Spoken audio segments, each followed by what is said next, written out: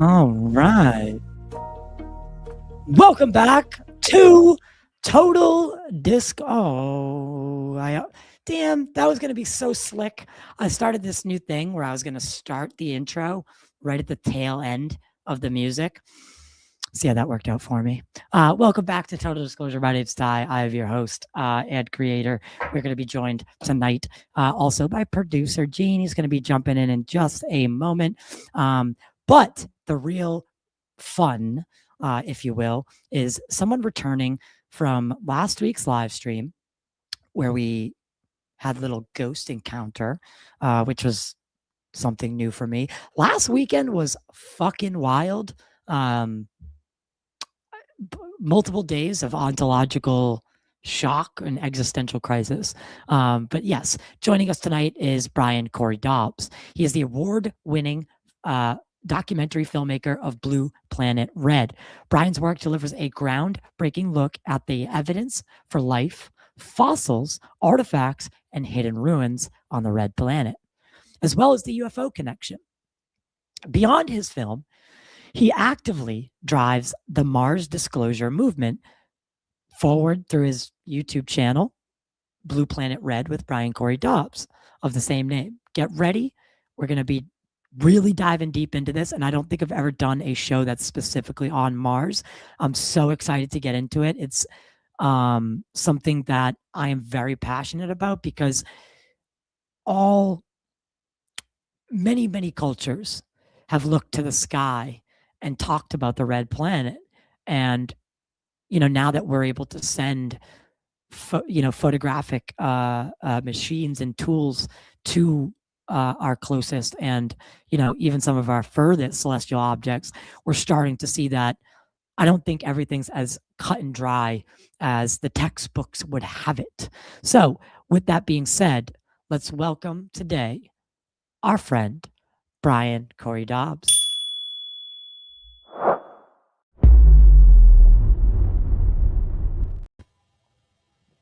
My friend. Ty, what's going on, man? Nothing much. I'm battling a little bit. I'm a little bit under the weather. Yeah, sorry to hear that, dude. Yeah, we were gonna do this show last night, but I had to chicken out because of my my voice sounded way worse last night. I always have a kind of gravelly voice, but God, it I sounded like RFK Jr. yesterday. I hear you. Well, it's okay, man. We're here today. The sun's shining. We got plenty of time and good company. So yes, happy to be here. Listen, I wanted to open up the show with a little bit of banter. Yeah. That's what I do best is I fucking banter. I know you don't follow this stuff as extremely close as I do, but I wanted to kind of get your feelings on something. Do you know who Lou Elizondo is? Yes, of course. Okay, so you know Elizondo. You know Ross Coulthart? Yes. Okay, do you know UAP Gerb? Only by name. Only by name. Okay. Well, Ross. You were mentioning him last week, and I sort of got the gist of what was going on there. Right. Oh, right. I remember that. So Ross had UAP Gerb on the News Nation reality check program. They're doing like a two-parter, and some pretty. It's not anything new. I mean, people have been talking about Elizondo being this kind of legacy UFO program plant, or at least mechanism, whether he knows it or not, this mechanism of a controlled disclosure, right? And, ever since Elizondo first came into the UFO community in 2017, he's been pretty open about how he's not a quote unquote UFO guy. He's not a ufologist. He's not this. He's not that. He's a counter intel expert who is asked to use his skills on and around the UFO topic. Now, what that sounds like to me is that he's doing someone's bidding, and it's always sounded like that to me. I just don't yell and scream about it. The guy's been pretty open about what he is and isn't. We're the ones, or not we, but there's some people in this community that follow the guy and everything he says like it's gospel. And I if you're defending the UFO gurus like they're like your fucking fantasy football team, like reevaluate yourself. Like right? Fundamentally reevaluate where you're at. Right.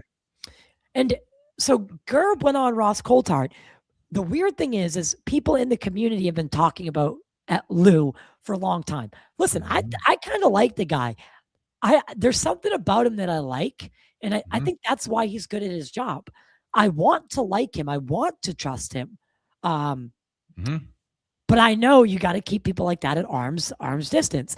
So there's this idea of this role in government, at least like liaison between government, military, and the public that I think Elizondo is at least gunning for.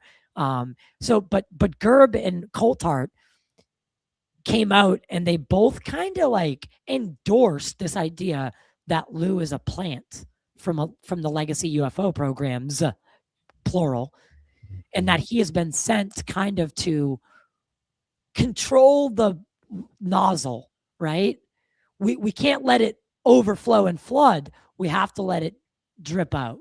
What do you think of something like that? Of course, it makes logical sense. I think in general, as it relates to disclosure, we have these figures, these public figures. Some of them are more notable than others. And the public applies a certain value to each one of them based on whom they're affiliated with. In the case of Lou Elizondo, first of all, I agree with you. He seems like a likable guy. Just the way he speaks seems relatable. He's got a cool name. He was featured on 60 Minutes, okay, looking really sharp. And coming from video production world and filmmaking and such, I'm sure you can appreciate simply having higher production quality associated with your public persona oftentimes allows you to have inherently more credibility in the eyes of the public. Isn't that weird, right?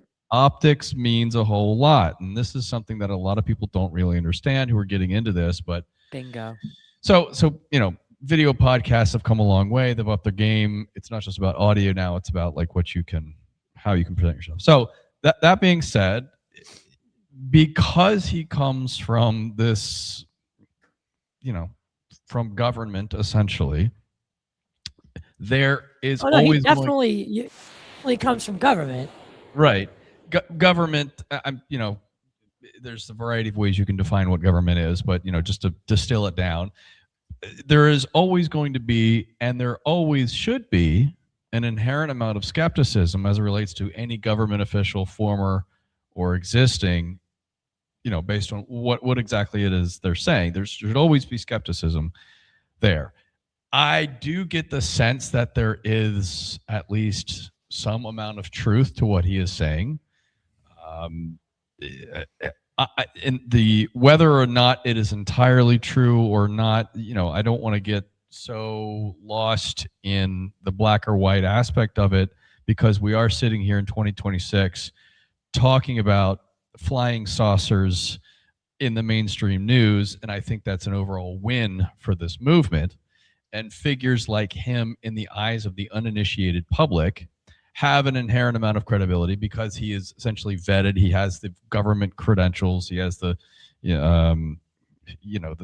secret government credentials. And so for the people who just go to work and they come home and they put on the 5 o'clock news, there's that UFO guy from the government, and he's telling it like it is, and they don't know this. There's what you have on the mainstream news, and I don't want to knock the mainstream news. I mean, it is there, and everybody watches it, and that's fine. But then there's online culture, which like people like you and I are really tapped into, and like we can't talk to our parents or our friends about this stuff. They're not into it. They just see the major headlines, and he's going to be one of those people in the major headlines. So that's a great you and I have to have that ability to discern a little bit more as it relates to what's coming from him. And, I think that's that's fair. Do you think it's our job to maybe enlighten people on, if they get, but okay, let me kind of rephrase this, because I want to jump. Obviously, I want to get to your topic, but I couldn't help myself but bite into this a little bit tonight.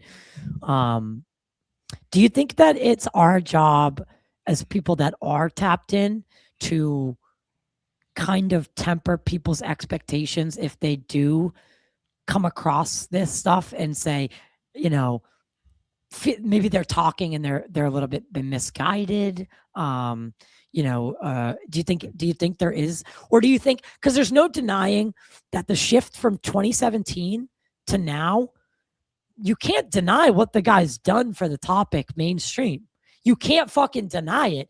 Whether there's the Wizard of Oz behind the curtain pulling the fucking strings, he's the public face of that momentum shift, and to the Stars Academy. So you could argue that we aren't here today without the introduction of Lou Elizondo.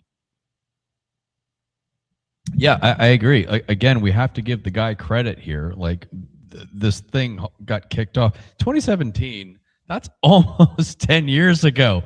Isn't right? that crazy? It is. We've made a lot of progress since then, and I think the reason why you invited me on this show directly relates to what he was involved in releasing these or leaking these videos, these UFO videos, to the New York Times way back in the day. I mean, that now we're having congressional hearings, we're having mainstream news coverage, and this. I watched him testify to Congress. Right. I mean, this is a big deal. Whether or not he's playing a part, well, he might be, but overall, I see it as, okay, he's helping the movement gain the attention that it deserves. But to answer your question, yes, it is up to people like us to, be a little bit more discerning and to try to contextualize this for the layperson who doesn't follow the day-to-day and who doesn't know all the actors and things of that nature. As it relates to who to trust, where do we place most of our trust, with which public figures? I've got my people who I look to try to, who do I trust on this topic? Who do I trust on this topic? Of course, it's never going to be 100%, nor should it be. But if you look at the entire field of UFO disclosure and the personalities in it, I think each one of us are going to, it's not a black or white thing, it's a spectrum, right? And I think that we have to take in as much information as possible. Right. We shouldn't necessarily choose sides. This isn't like what's your favorite football team, and it's we have to be a little bit more careful, a little bit more nuanced with this information. It's a really good point. It's a really, really good point. So with that being said, Gerb and them, the thing that is kind of surprising me the most about it all, I turned that by accident. I'll fix that in a minute. But what's surprising is now it used to only come from the bottom up, right? Like it was Lou crew, and then it was the people who loved him. There was the people that loved him, and the people that love him, kind of love him. Yeah. And to the people that hate him, they don't just dislike him. It's this really weird dichotomy. I've never seen someone so polarizing. Not even Dr. Greer, I would argue, is as polarizing in retrospect. If 10 years from now, looking back on it, unless Elizondo comes out and shows us the body, he's been so polarizing in such a short time that, I think he's arguably more than Greer. And Greer's kind of slipped away lately. Did you notice that? I'm happy you brought up Greer, because I was actually going to go there next. Greer, I think, was the first one I heard being critical of Elizondo, being skeptical of Elizondo. But this is years ago, and I'm thinking, why is he so hard on Elizondo? Elizondo, it seems like he's coming out and trying to release this information. He seems genuine with his intent behind this, but right. Stephen Greer is one of these people who I place more inherent trust because he is, number one, apolitical, number two, unaffiliated with any government organization. Now, certainly he's a controversial figure. Are I you don't know sure about everything. that? I never heard that he worked. And he was a surgeon who got into this, and he was doing this long before it was cool, man. And to be doing this for that long, you got to give that guy a whole lot of credit too. Now, I don't know the deep history, all the ins and outs, but I'm inclined to take what he has to say quite seriously. And this is the thing, I was once offered, hey, someone once asked me a hypothetical question, if I could gain a lot more exposure for the work that I'm doing with Mars, but I would have to be affiliated with a presidential administration, would I want to do that? And I don't want to do that. I do not want to be affiliated with any government entity, especially any political entity, because then there's along with that brings more inherent skepticism. People are going to be distrustful. I hope that I never get accused of being, playing a psyop or something like that. People just like to throw that word around when they don't like somebody. Oh, he's just a psyop. He's doing a psyop and things like that.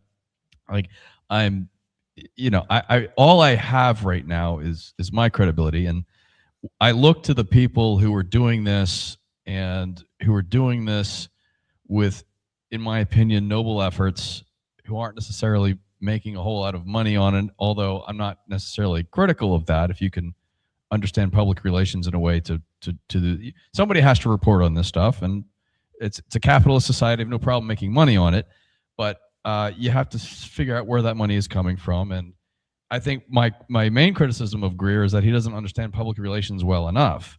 And I don't think it's his fault that he's fallen by the wayside. He's still doing what he's doing, but he doesn't necessarily he's a well-spoken person, but I get the sense that his reputation suggests that he is, a highly polarizing figure. He's not a very fun person to be around. And, I don't know all of his experiences, but, I'm sure he's rubbed people the wrong way. He has made some wonderful documentaries with filmmaker Mike Mazzola. I don't know these guys personally, but I was really impressed by some of those. I would argue that Unacknowledged is up there with like the top 5.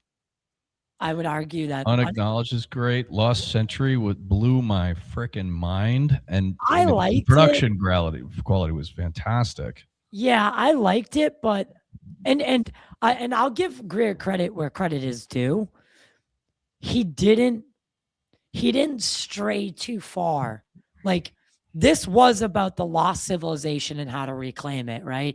It wasn't. It didn't swing over to full ufology, right? Right. He really kept the topical element alive on that one, which I actually respected a lot. I think he puts out some of the best films, but I also think James Fox is up there with what he does too. Oh well, James Fox is a great filmmaker. I was just commenting on the filmmaker that Greer works with. Mazzola, he's Mazzola. Great. He's done some great work there, and I know Really he's probably good. doing some other stuff there. I think if more people watch The Lost Century, they'd like Stephen Greer a little bit more. It's just, with his personality, maybe it's just not as very engaging with the media. Like, the media has to like you. That's how you get so much coverage, is you have to be likable. And I think Stephen Greer's inherent problem is that he's just not as likable as everybody else. Right. But that, to me, tells me that he is a little bit more connected to the truth and not really biased or influenced, rather, by people who want to manipulate the narrative. Now, look, this is just my general feeling. Of course, Stephen Greer is going to be a polarizing figure, and people might disagree here or there. But, it's all a spectrum. I think one of the greatest debates ever would be Greer, Elizondo, fucking, I don't care. Put Jesse Michaels there to mediate it, right? They, whatever. Put one of these guys in there to mediate it. Put me in there to mediate it. I don't know. But I think that would be like, short of like them it divulging into name calling, like that might be the single greatest. Like that might be up there with Hillary Trump debate number 1. Right? Like that's fucking electric TV right there. I'd pay to see that. Definitely. But dude, Lou, Steven, let's go. Come on. We'll fund it. Let's go, baby. All right, Brian, listen. You've done a lot of hard work. Blue Planet Red is the documentary. All the links for everything that all your stuff will be in the description below for people on the replay. And I want to get into how, I'm just going to play the quick ad break and just get it over with. Sure. 90 seconds. We'll be right back. Great banter session. I'm feeling loose. I'm feeling a little bit better. When we come back, I want to hear about how you first got into looking at Mars. Where did the fascination come from? Did you see that? Yep, it's happening again. Dude, guys, I can't make this shit up.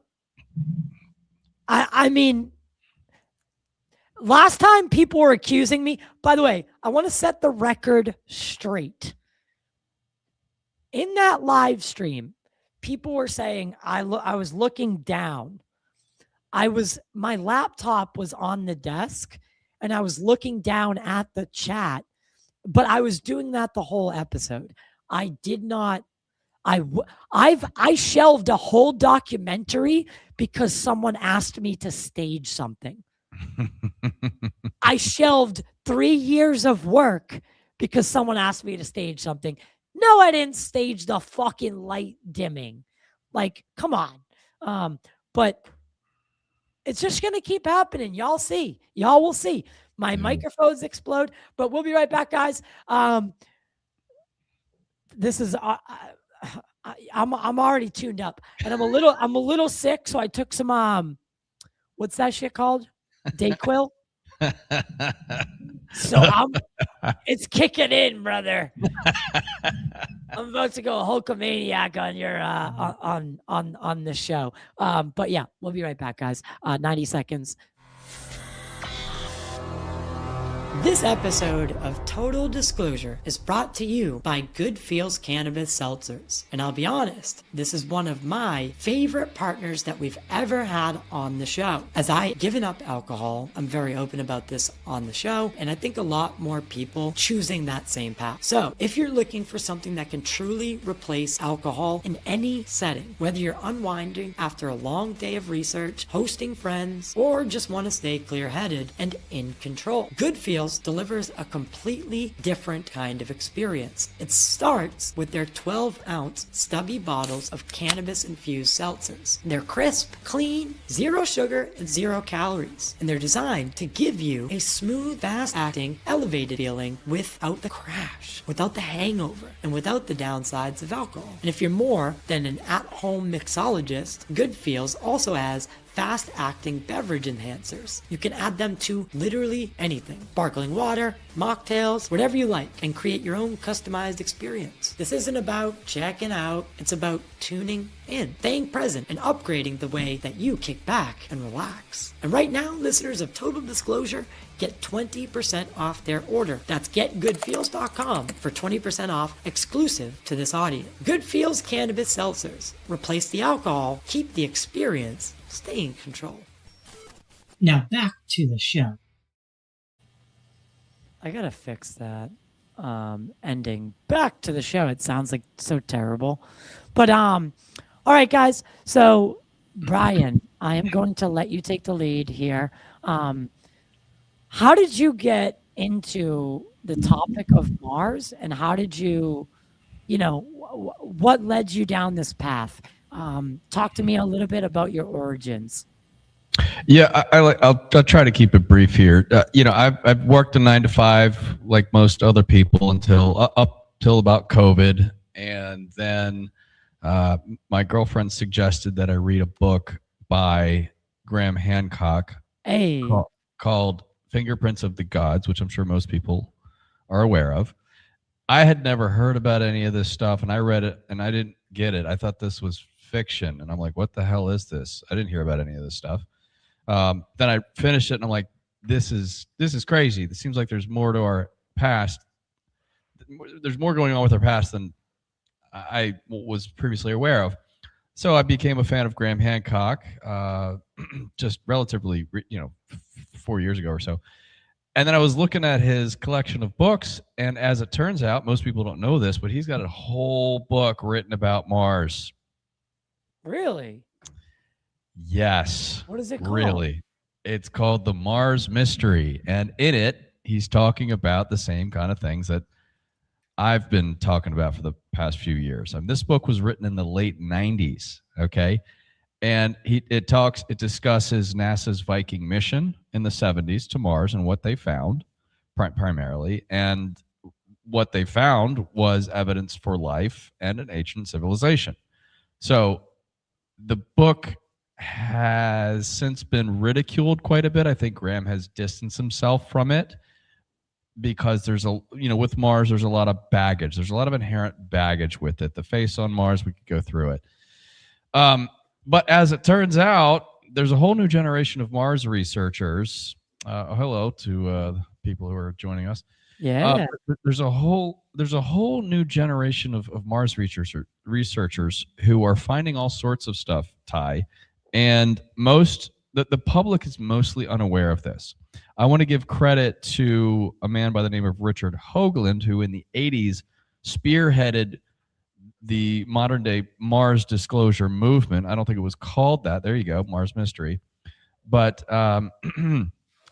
in the wake of the Viking mission, which was NASA's incredible mission to Mars, they were photographing some interesting things on the surface.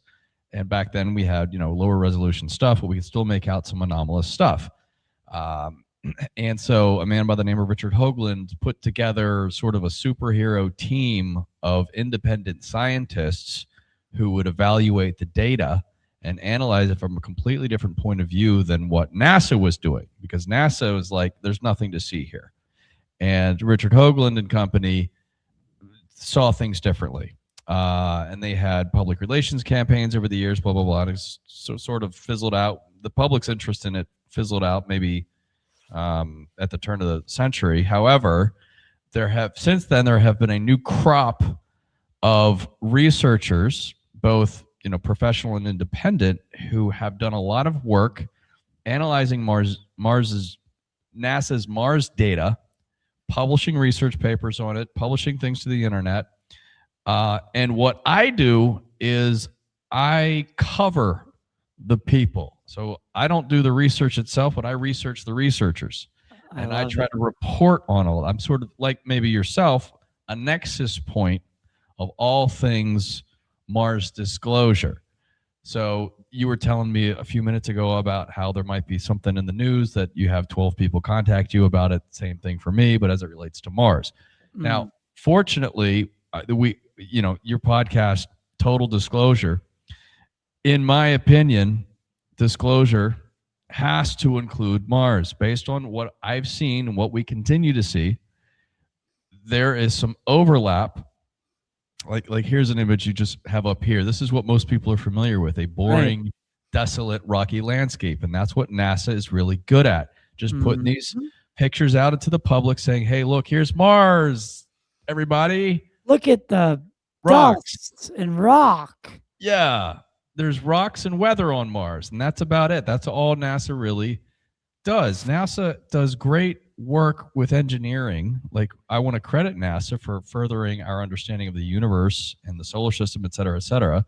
Unfortunately, they've discovered a whole lot that they're just not talking about. The data is there. All of my work is based off of their own data. And when I say data, that includes photographs. Okay. So photographs are admissible in court as evidence. And we've got so much good stuff, Ty, over 30, 40 years now, high resolution photography, multiple rover missions, that we've got more eyes looking at this. We're citing sources, and I'm in touch with a community of which I'd like to highlight their work, because I'm at the nexus point of all things Mars disclosure: biology, paleontology, archaeology, and UFOs that we're here. We could start talking off today, because there's so much really cool stuff there happening. So much. After I read Graham Hancock's book, I read another book by Dr. John Brandenburg. I'm like, I got to do something about this, because I'm a filmmaker. And I said, well, what needs to be done is that there needs to be some sort of comprehensive Mars documentary. And I looked around, like there wasn't anything. All this data was published, but it just wasn't all put together. And when you put it all together, the totality of evidence paints a very different picture of Mars than the one that most people are familiar with. And if you understand all of the facets towards all of these interesting discoveries that NASA has made yet doesn't really comment on, then you'll start to understand what it is that I'm talking about. So I really thank you for your interest in having me on the show today, because I think this is going to blow a lot of people's minds. Absolutely. I mean, this is one of those topics that's just like, it is so interesting to me that, because I have a lot of theories myself on, what, like in my opinion, maybe one of the things we can start with is this idea that humans may have, like, we all know that there's a big scar across Mars, right? And that some say that there was another planet in our solar system, and that it impacted Mars, and there was life on Mars, intelligent life that escaped, and they came to Earth. And that is why our biological clocks are more attuned to Mars. The sun burns us. We stood, if you're going by evolution, we shed our fur only to need pelts in the winter. We stood up only to have back pain. We also, like, you look at every other thing every other creature, every other insect, every other animal, it seems to have this delicate balance with the ecosystem, and it takes what it needs, but it doesn't, it's a perfect balance. Humans, we take and take and take and take and take and take and take. Rarely do we give back, a small percentage. What have you ever heard this theory? Yes, and actually, one of my goals, Ty, is to try to thread that needle just right, because I do think there is some amount of truth to it.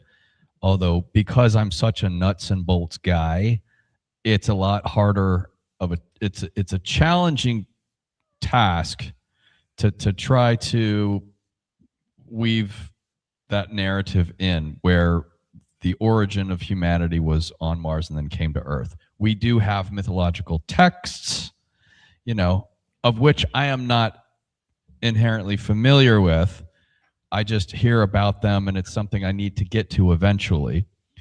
I am in touch with, we're going to go on the deep end just for a moment here. I am in touch with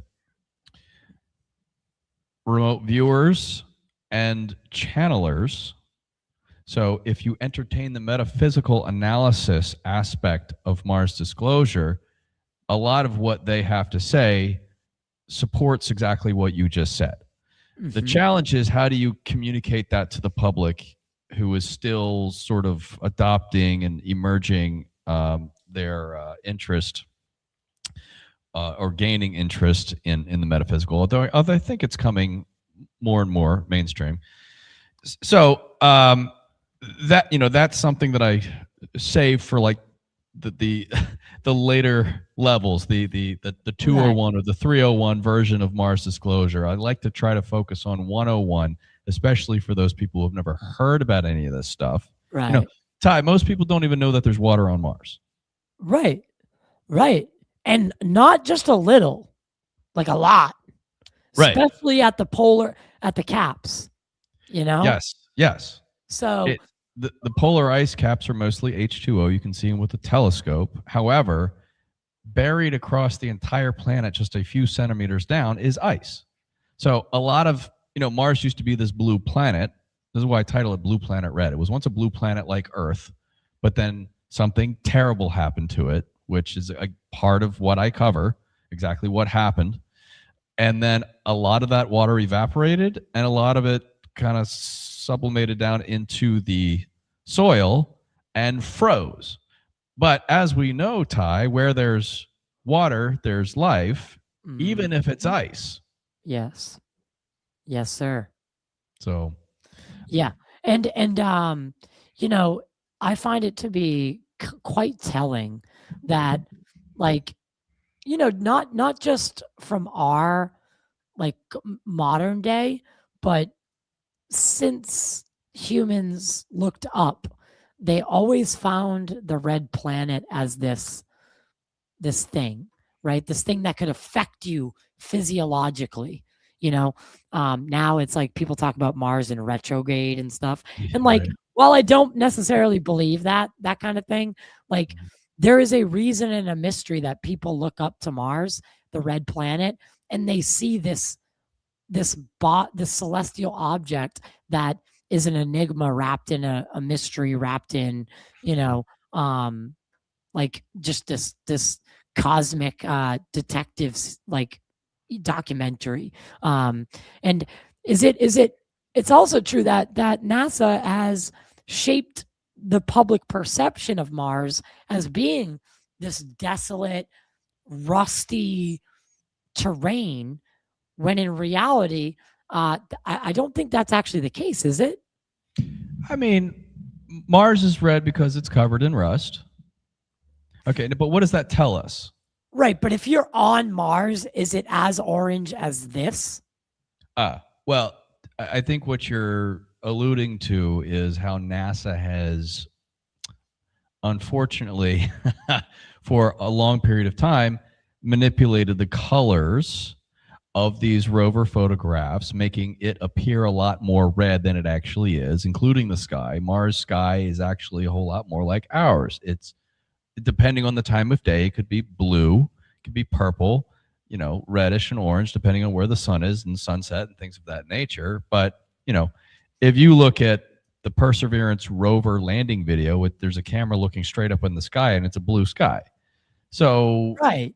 Why does NASA want to try to hide that from us? We can only speculate, but we have reason to believe that they want to paint a picture of Mars where it is not a habitable world, and it's not. I mean, if we show up there tomorrow, it's we're not going to be able to. We're not just going to plant the flag and fucking live there. No. So, but I think I have the picture you just referenced. Okay. Is this it? Yeah, I mean, this is a good picture here. This is a more color accurate picture where you can see that that just looks like we're in like the Nevada desert, right? Or Arizona. It does. Yeah, it does. So NASA has started fixing this problem. But there's a huge. You do agree that there's a huge difference between this and this? Of course. Okay, we can all agree that's like right. That's almost kind of, by the way, this one's one of my favorite little, like, what is that? Dude, what the fuck is that? But I didn't mean to put that one up there. But there's a huge difference between the color grading there.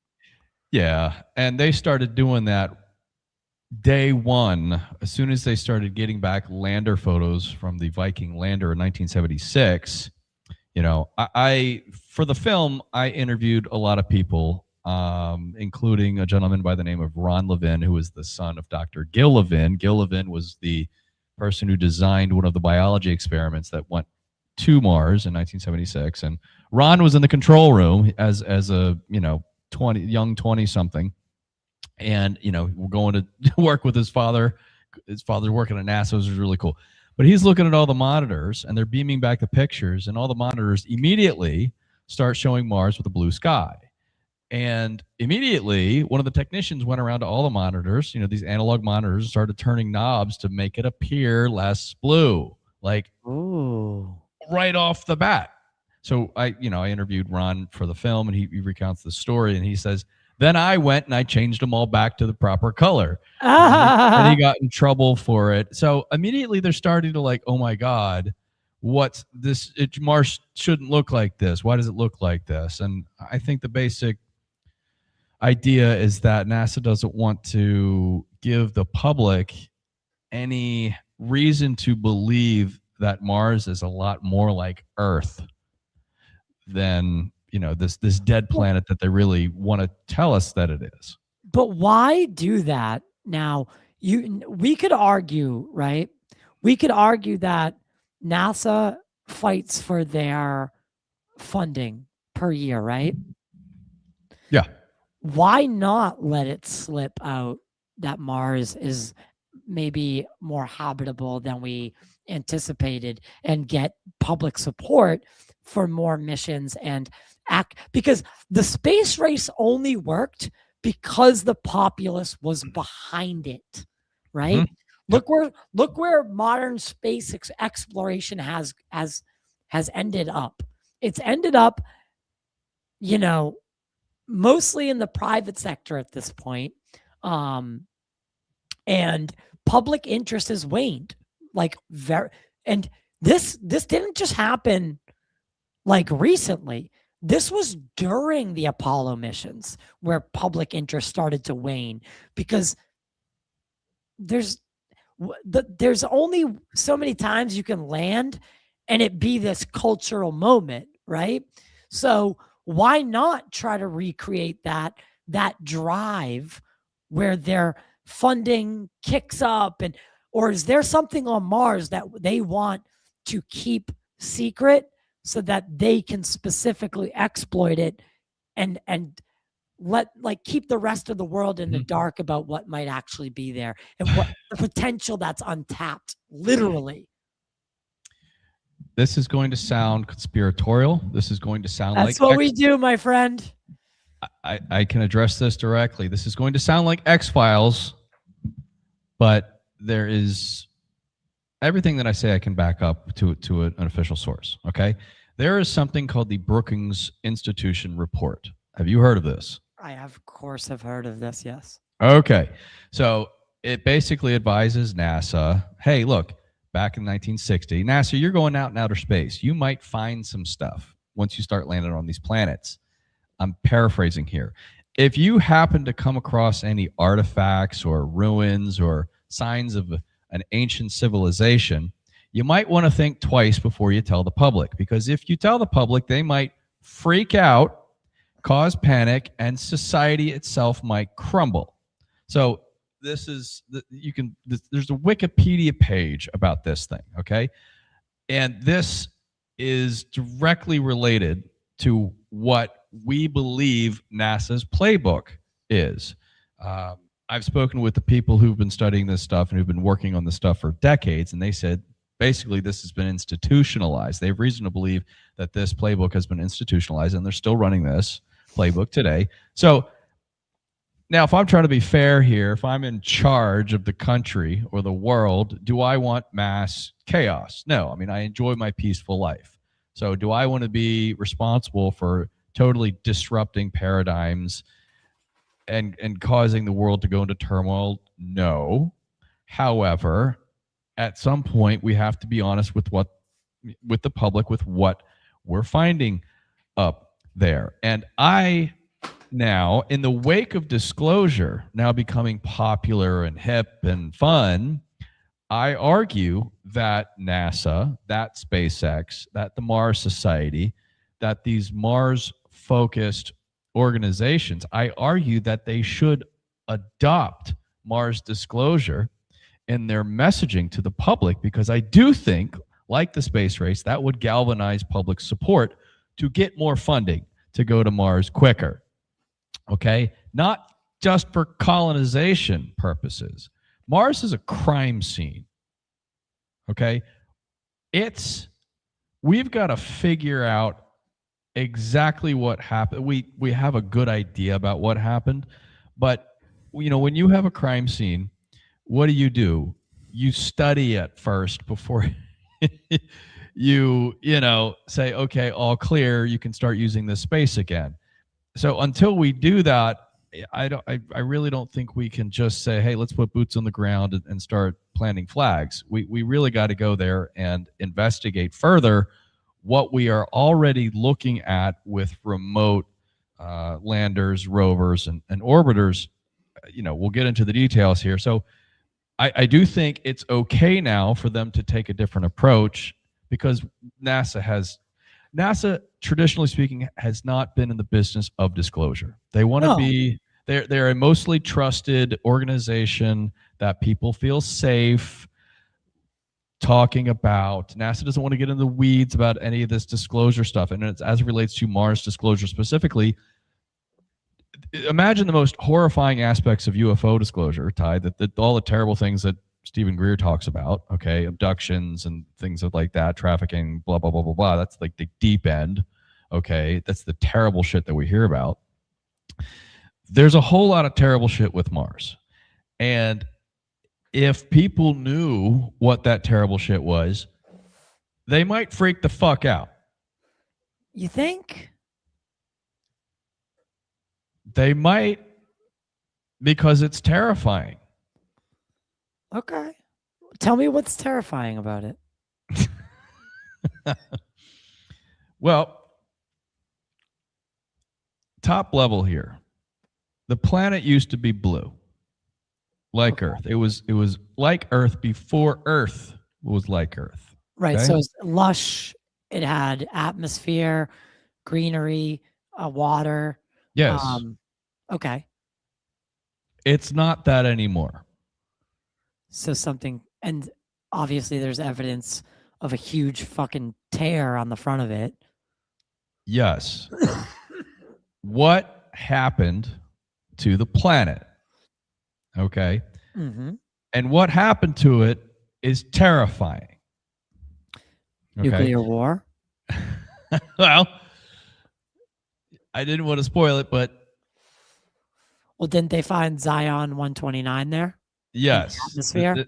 Okay, so there's NASA's narrative, which makes everybody feel safe. But then there's their data, which suggests something completely differently, which does explain the scar and explains the weird nuclear isotopes in the atmosphere. And if it was once blue, Ty, with oceans, lakes, and rivers, and a breathable, thick atmosphere, which gave rise to life and arguably intelligent life, and I've got a little bit of a show and tell here, which I can show you, then that means there's an entire humanoid civilization, a global civilization that was wiped out right next door. And that maybe they were us, maybe they were just related to us, maybe they were right next door. So, when I talk about what disclosure is in movie terms, I like to put it this way. I think disclosure is a mix between Star Trek, Star Wars, Men in Black, right? But when Star Wars opens up and we have Darth Vader annihilating Alderaan, the evidence collected by NASA, and I have vetted this, I have looked into it, John Brandenburg has published on this, the evidence thus far only points to one thing, and that the atmosphere was ignited. This is Oppenheimer's worst fear. For those of us who watched Oppenheimer, he has that scene with Matt Damon, because they were before the Trinity test. Remember this? They were like, what are the chances you're going to ignite the atmosphere and annihilate all life on Earth? It's not zero. Near zero, right? Well, it's not zero either. That is what happened. And it was not a natural event. So when I say terrifying, I don't know about you, but when I read this and John Brandenburg's book, I couldn't sleep for 3 nights, Tice, and I felt compelled to do something about this. And now, if NASA knows this, do they want to come out to the public talking about this? Look, I mean, this is a lot right off the top of the show. I usually try to save this for later. You brought it up, we can talk about it, no problem. But NASA knows this. I have talked to nuclear weapons experts about this. I have vetted this. NASA refused to sit down with me for an interview. JPL refused to sit down with me for an interview. Lawrence Livermore National Laboratory refused to sit down with me. NATO refused to sit down with me. Georgia Tech, Steve Bogowski, nuclear physicist, nuclear weapons expert, refused to sit down with me, but he did communicate with me over email. And I have not yet seen anything that tells me otherwise. There's a lot of detail involved with this because it sounds nuts. Believe me, I know. This is why I wanted to make sure that this was absolutely watertight before I messaged on it. And as far as I can tell, it is. Admittedly, that is a terrifying notion, because what that signals is that, I mean, at any moment we could light this candle and there's no going back. No going back. And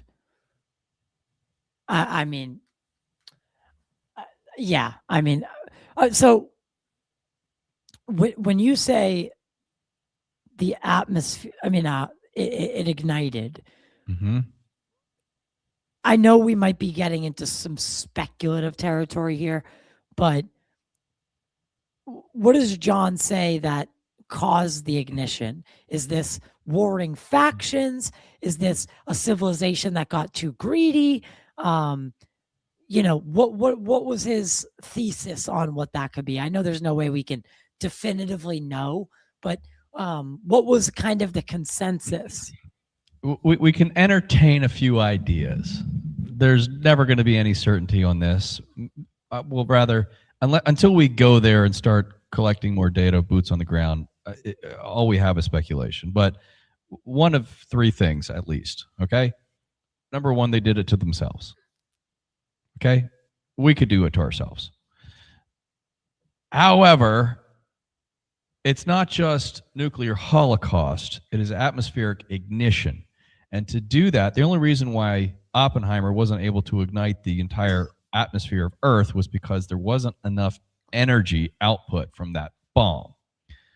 In order to create enough energy, you need as much atomic weapons that would fill the Empire State Building. This God damn. Okay, that's how much you need. John Brandenburg did the calculations. All right. This is 1 to 2 orders of magnitude more powerful than the meteor that is credited for killing the dinosaurs. Okay, it is so much. All right. So if they didn't, I would think they didn't do that to themselves. But if we're entertaining a couple other ideas, Dr. Brandenburg, who's been the only one, by the way, who was published on this, and he's still with us today. He doesn't get enough credit. He has never been asked to sign an NDA. He brought this information to the Pentagon. They told him to publish. if they would have told him not to, he would have said okay. But no, they instructed him to publish. He says they want this out there. They just don't want to talk about it. Okay. I'm like, all right. But he posits that, well, aliens, we'll just say aliens, are a lot like us. There's some good and some bad. Right? Yeah. Yin and yang, baby. Maybe the bad guys came and they just wanted to wipe everybody out. In this age of AI, maybe it was AI. This is all speculation. I don't really try to assign anything here, okay? Because I might lose people. All I really want to do is talk about the nuts and bolts. And what the nuts and bolts say is that there are 3 radioactive hotspots on the surface of Mars, okay, where 2 large explosions went off. The shockwave wrapped itself around the planet and then collided with itself. And then there's another hotspot on the exact opposite of the planet. Okay. These hotspots are radioactive with thorium and potassium. And thorium is interesting because if you add thorium to an atomic weapon, it boosts the output. Okay. And it makes a whole lot more xenon-129, which is an isotope of xenon. Okay. And the only other thing that makes this level of xenon-129 is a supernova.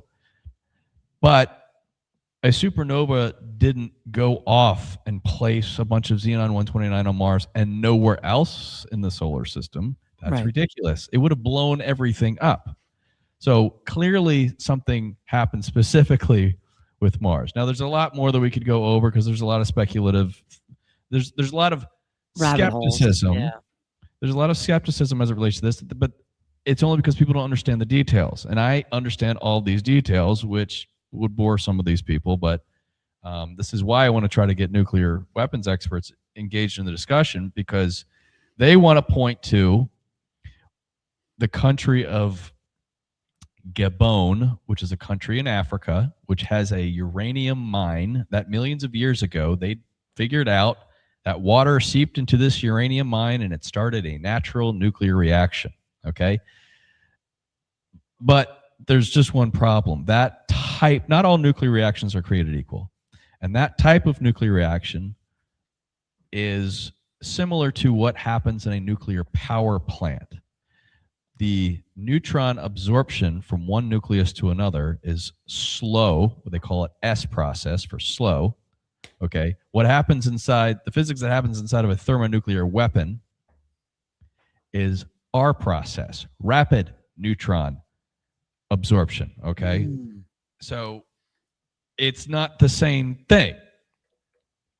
And that's the best they got. They can't counter with anything else. So it leads me to believe that Brandenburg really knows his stuff and that everybody else just wants to pretend like this data doesn't exist. Jesus.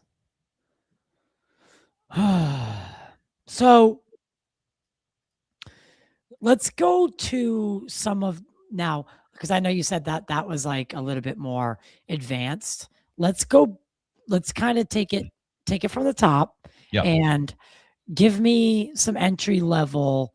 Like, let's do this the way you kind of anticipated. I threw you for a wrench there, but that's fine. Let's go back and like, all right, how would you, if I was someone who had never, ever talked or understood or had looked into anomalies on Mars and craft being seen in the atmosphere of Mars, or not in the atmosphere of Mars, what little atmosphere there is, where would you take me? How would you take me down this path? Yeah, well, Ty, for someone like you who's hip to all this disclosure stuff, I mean, we could start with UFOs, which is, I'm sure, what a lot of your listeners would like to see, because there's UFOs on Mars, which we'll show you. But for the uninitiated, the general public, the layperson, I start with water. Do you know there's water on Mars? They keep putting out these news stories. Hey, NASA found water on Mars. Guys, this is yesterday's news. This is last century's news. Right. They confirmed this 50 years ago. Okay. With Viking.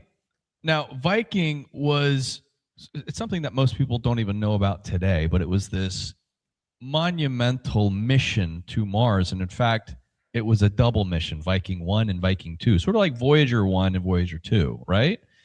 They sent Viking 1 and 2 to Mars, and each one of them had a lander and an orbiter. So there's 2 landers and 2 orbiters. The landers went down, they just landed, they can't move.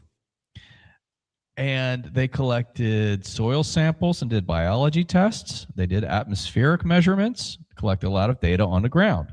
The orbiters photographed a lot of cool stuff. So from all of that data, we're able to derive some information and some knowledge about this interesting planet right next to us. And long story short, they did 3 biology tests, and all 3 of them returned results consistent with microbial life, active microbial life.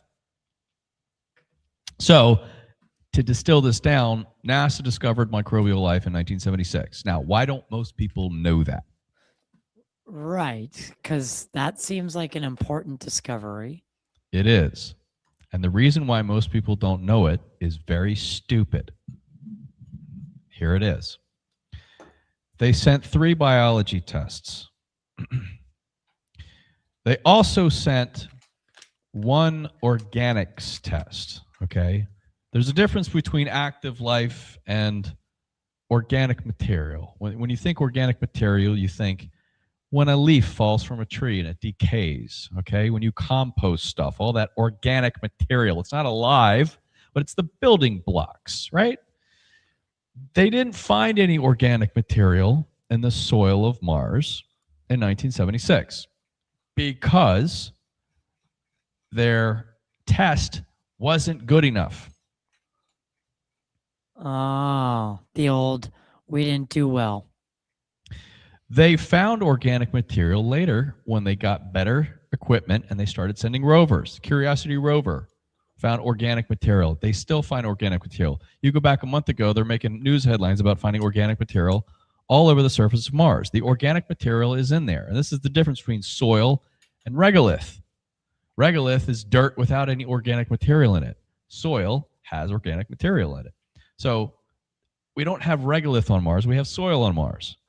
But NASA in 1976 got positive life test results, but negative organic. So they said, we're not sure what to make of this. This is ambiguous data. It wasn't the home run that they were expecting. So they really weren't sure what to say. So they said, well, our life test results are inconclusive. Now, in all fairness, I understand why they did that, but I got to hold their feet to the fire here because when they eventually found the organic material later, they should have revisited this result. Then they did. I see what you're saying. And they have not done that. Huh. So you have the designers of, there's one, the first test was called the labeled release experiment. All you do is you scoop up soil, you feed it some nutrients, and you see if any gas comes out, okay? Organisms eat food, they make gas. That's it, okay? And this particular test was run over 4,000 times here on Earth. It was designed by a sanitation engineer, a PhD, who had to test soil and water samples to see if there's any pathogens in it, okay? And he produced this homemade test, essentially, that he used for his job. This is before he worked for NASA. And it was run over 4,000 times, and it never produced a false positive nor false negative. It was a perfectly designed test. So at a cocktail party, Gil Levin said, hey, he meets the NASA administrator at a cocktail party in DC, and he says, hey, I heard you're going to Mars. Are you guys looking for life? And the administrator says, yes, we're looking for life. He's like, well, cool. I got just this thing for you. I got a test that can test soil and see if it has any microbes in it. And it tests down to 10 parts per million, something ridiculous. It's so sensitive. It was a perfectly designed test. So they sent that on both landers on 2 different sides of the planet, both of which found life multiple times. And that should have been it. They should have popped the champagne then and there, but they didn't. So now here we are 50 years later. The man has gone to his grave, and even his co-designer, the person who helped helped him adapt it for Viking. They had to make it smaller to physically get it in the thing. They're both dead now, and they've both been marginalized by their communities. Their communities thought that they were crazy because they were advocating that they found life, and they did. So that's where the story starts, is microbes. And it's a tragic story, but I am trying like hell to try to get these people more recognition, because I think their story deserves to be told. And I consult with the modern day scientist, a guy named Dr. Stephen Benner, who is an award-winning biochemist in Florida, who actually invents new forms of DNA. He knows the Viking biology experiments inside and out better than anybody on the planet. I've spent considerable time with him. And a lot of what I'm telling you now is stuff that he has published on, and he's trying to get his entire astrobiology community to understand that NASA's narrative of no life on Mars is completely wrong. So that's where we're starting with, Ty. You know, and most people have no idea. And going further, since 1976, NASA has actually discovered other evidence for microbial life on the surface. So I cover this. This is what compelled me to make this documentary. It's what, you know, I learn new stuff like you learn their stuff. New stuff comes to me, and I continue publishing videos on this. I still cover it on my YouTube channel because we're learning new things. And, you know, there's people all over the world who are studying this stuff that nobody knows about. Relatively few people know about. Wow. So we're starting with life, microbial life already existing on Mars. I mean, as a starting point, like, for me, that's like the gate, right? If there's microbial life or even a potential for it, I mean, that should be the ticket. That should be the one-way ticket, right? Or not the one-way ticket. Well, but you know what I mean? Even microbes aren't sexy like flying saucers. Oh, of course not. But it would still be paradigm shifting information. And if people only knew that NASA scientist Dr. Carol Stoker, who in 2002 published an abstract saying her experiment aboard one of these landers found evidence for chlorophyll, then we might be having, you know, if more people knew that, then we might be having a different story today. Didn't we come from, am I wrong about this? Because now I know this is, you know, not your field per se, but don't they, if you're subscribing to the whole idea that we, like, you know, came out of the ocean, but, you know, weren't we once microbial life? That's where it started. So if you're looking at it from a purely evolutionist perspective, sure. Right. So why is it not sexy? Because what that signifies is that this primordial soup that they tell us about, that if it happened here and it resulted in us eventually, if there's microbes out there on Mars, that's almost like a confirmation that life inevitably, given time, gets to the point that we got to. And if it's happening a planet over, I'm exponentially growing my number of places that it's happening through the universe. Yes, and in my discussions with the many experts I've spoken to, I have the firm position that what you're alluding to here is not just evolution, but panspermia. Yes. We have proven panspermia. There's most of the scientific community has no knowledge of the things that I cover. I have spoken with experts whose credentials shall not be questioned. We have, beyond a reasonable doubt, proven panspermia.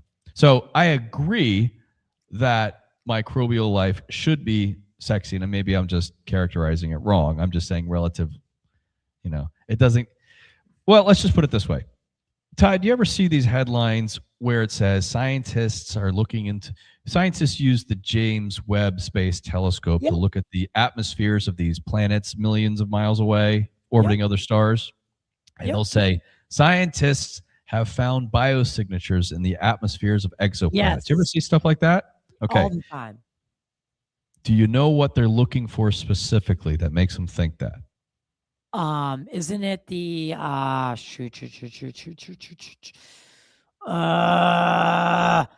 put me on the spot here, and that's gonna make me fucked up. But just tell me, because I know what it is. Yeah, it's a mouthful. It's something called dimethyl sulfide. Thank you. Sorry, and that is only produced by life, correct? Yes. Okay. So and guess where they also found dimethyl sulfide? Mars. Curiosity rover found it. When it found the organic material, it also found dimethyl sulfide. Jesus. So I think this is a big deal. Sounds like you think it's a big deal. This is why I cover this, because most of the world doesn't know this.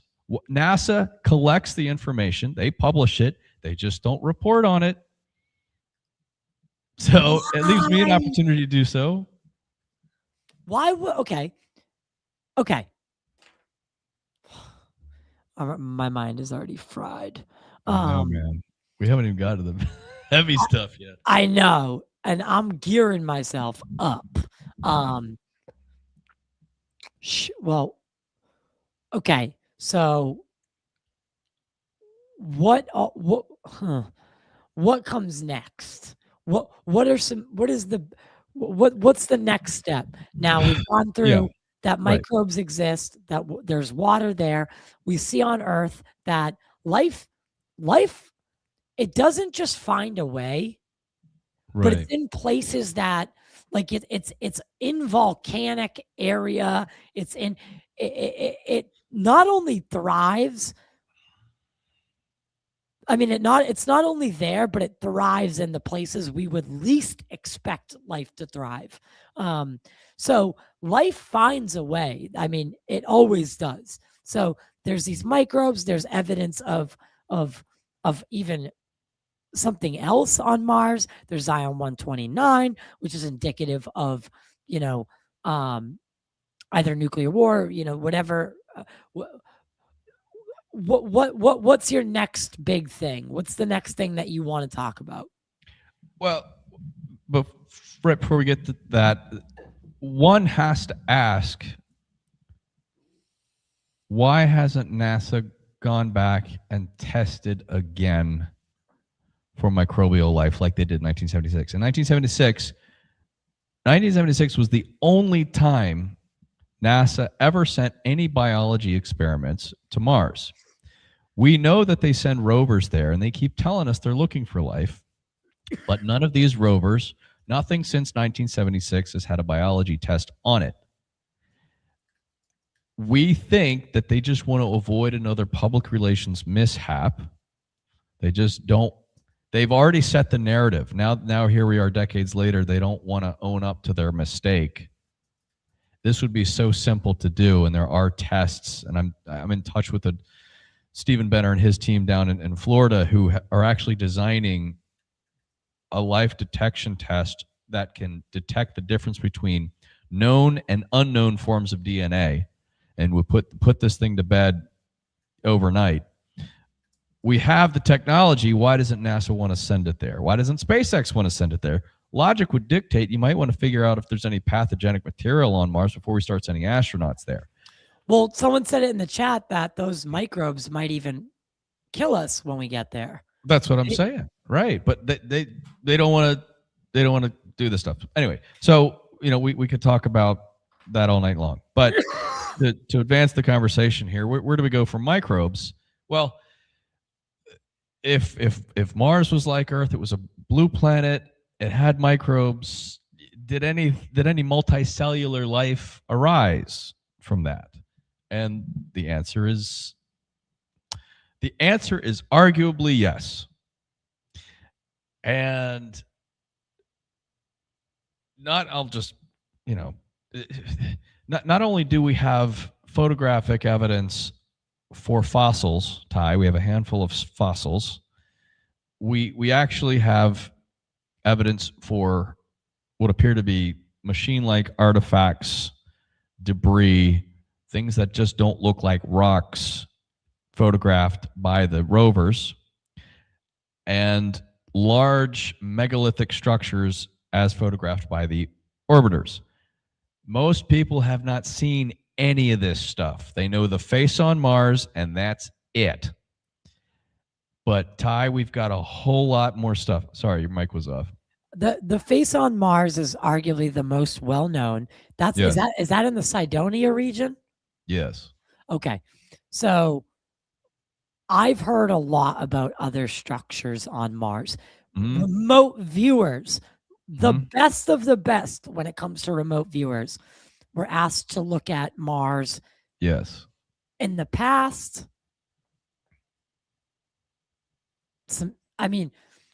whether you believe in remote viewing or not, some of the things that they've talked about. Pretend I'm the layman. Talk to me about, so what do you mean structures on Mars? Are we talking monoliths? Are we talking ruins of temples? Are we talking pareidolia potentially, where, we know that there's no right angles that are naturally forming typically in the universe. It's not to say it can't happen. It just 99.999% of the time doesn't happen. It's very, very,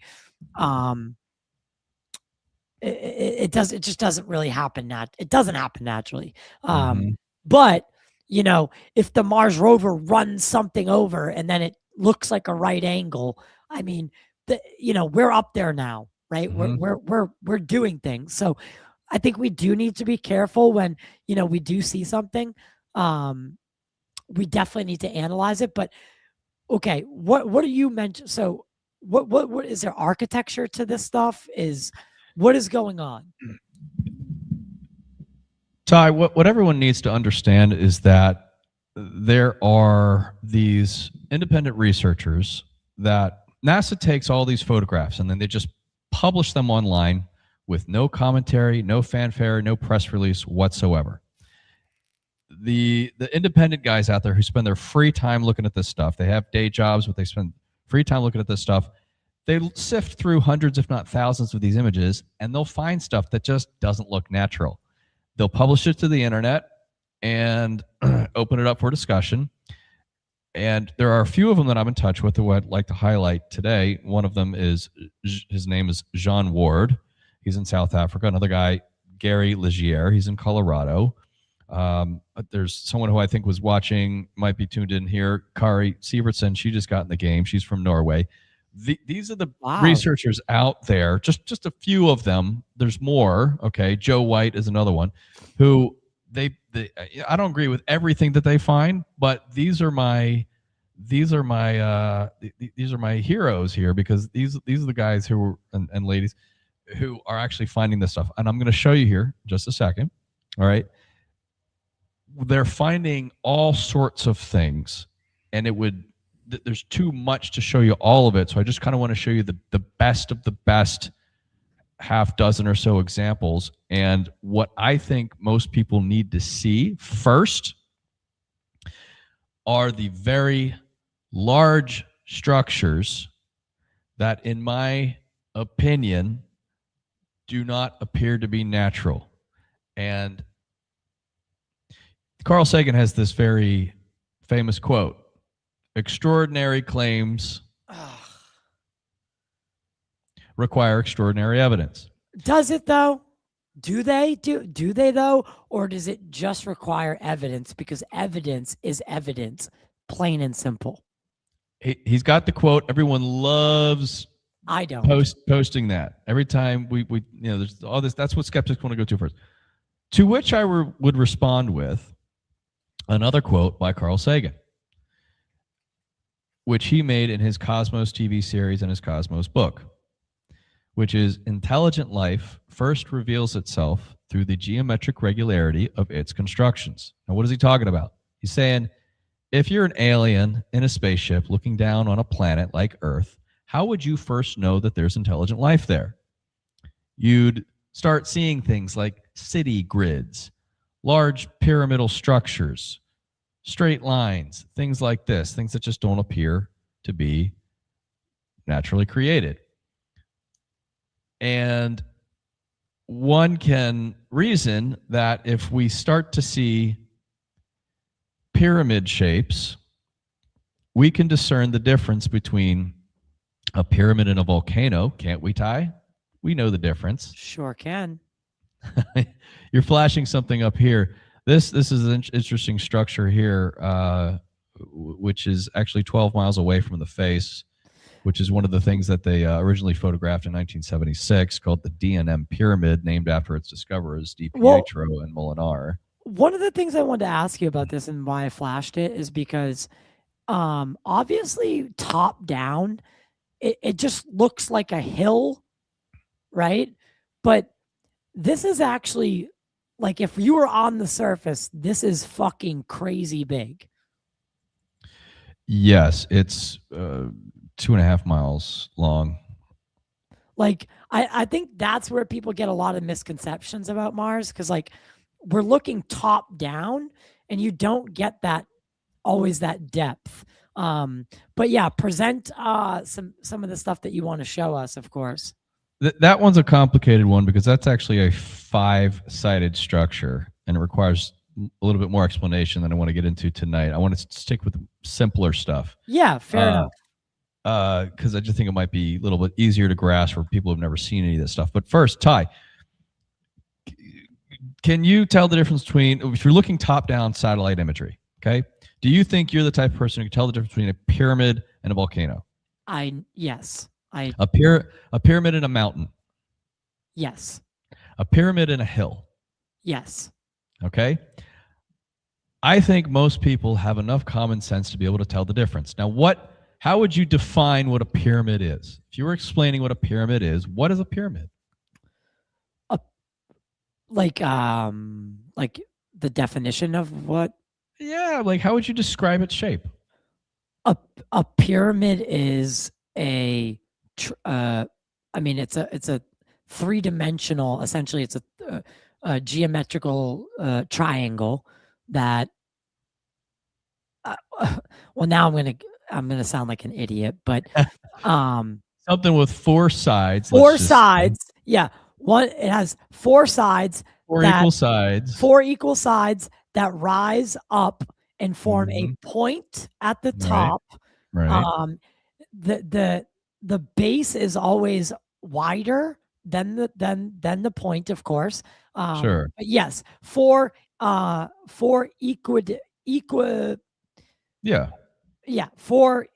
equal size triangles that come to a point. Yes. Okay. So sorry, I sounded like an idiot. I tried to sound smart, but then I sounded dumb. You know what it is. You know it when you see it, right? Absolutely. Now, when we in the Mars disclosure community post images of these structures online, we'll oftentimes get people saying, "Oh no, we have natural-looking pyramidal shapes here on Earth," and they'll post an example of a photograph taken at ground level, looking at the side of a mountain. Okay, and sometimes they just look like a perfect triangle. But when you take a look at the orbital photograph of that same structure, it's asymmetrical. There's no equal sides. There's none of that. Okay. Right. They just got lucky on one ground level shot. It kind of looks like a triangle. Okay. So when we're discerning the difference here, we have the great fortune of having an abundance of orbital satellite photography, which demonstrates the symmetry and geometric regularity that Carl Sagan is talking about. And I'm going to show you stuff that, in my opinion, is undeniable. And I don't think most people have ever seen this stuff, which is why I get so excited. My mind is blown as to why we're not all talking about this more. But anyway, so instead of talking more about it, let me just show you. May I present my screen? Please do, my friend. Okay. So let's see. Is this here? Share screen. Here, let's do this. Share screen.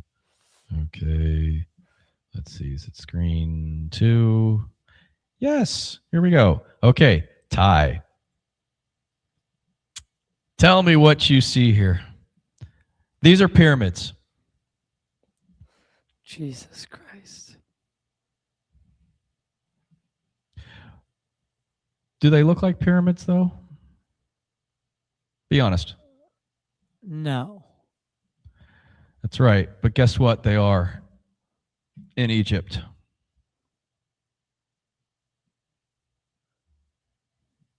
What the fuck? These are certified pyramids Wait. in Egypt. Okay? I'm showing you this first before we show you the other stuff because I want to make a point. What the fuck? These things are mostly reduced to rubble. You wouldn't know these things are a pyramid unless we got boots on the ground and knew the history, right? Because none of these appear to be pyramidal in shape. Not top down, no. Okay? Yet we still accept these as pyramids. Okay. Right. I know all of them. This is what they look like from the top down.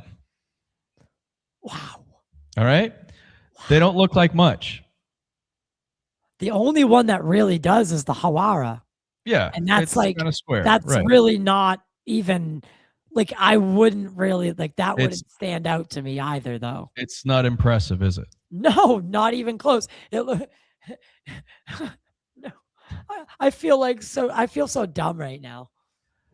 It's okay. It's okay. This is my trick question up front sort of thing because I want to get people acclimated. That's an awe factor. Clip that. I got to get people acclimated to what they're about to see because as it relates to Mars, this concept of there being pyramids on Mars is so unsettling for people that they just want to reject it outright. Well, NASA hasn't said there's pyramids on Mars. I'm not going to believe you, person who I've never heard of. Even despite it looking exactly like what a pyramid should look like, I'm going to do the mental gymnastics in my head to make myself believe that what I'm seeing isn't true. Right.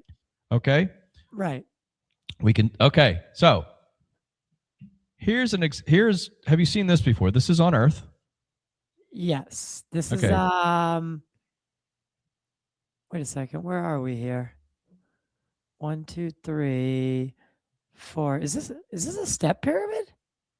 This is on the other side of the world in Mexico. Yeah, this is part of the. Okay, so this is South America. The area known as Teotihuacan. Yes. Okay. Oh, did we lose it? No, it's there. You there, Ty?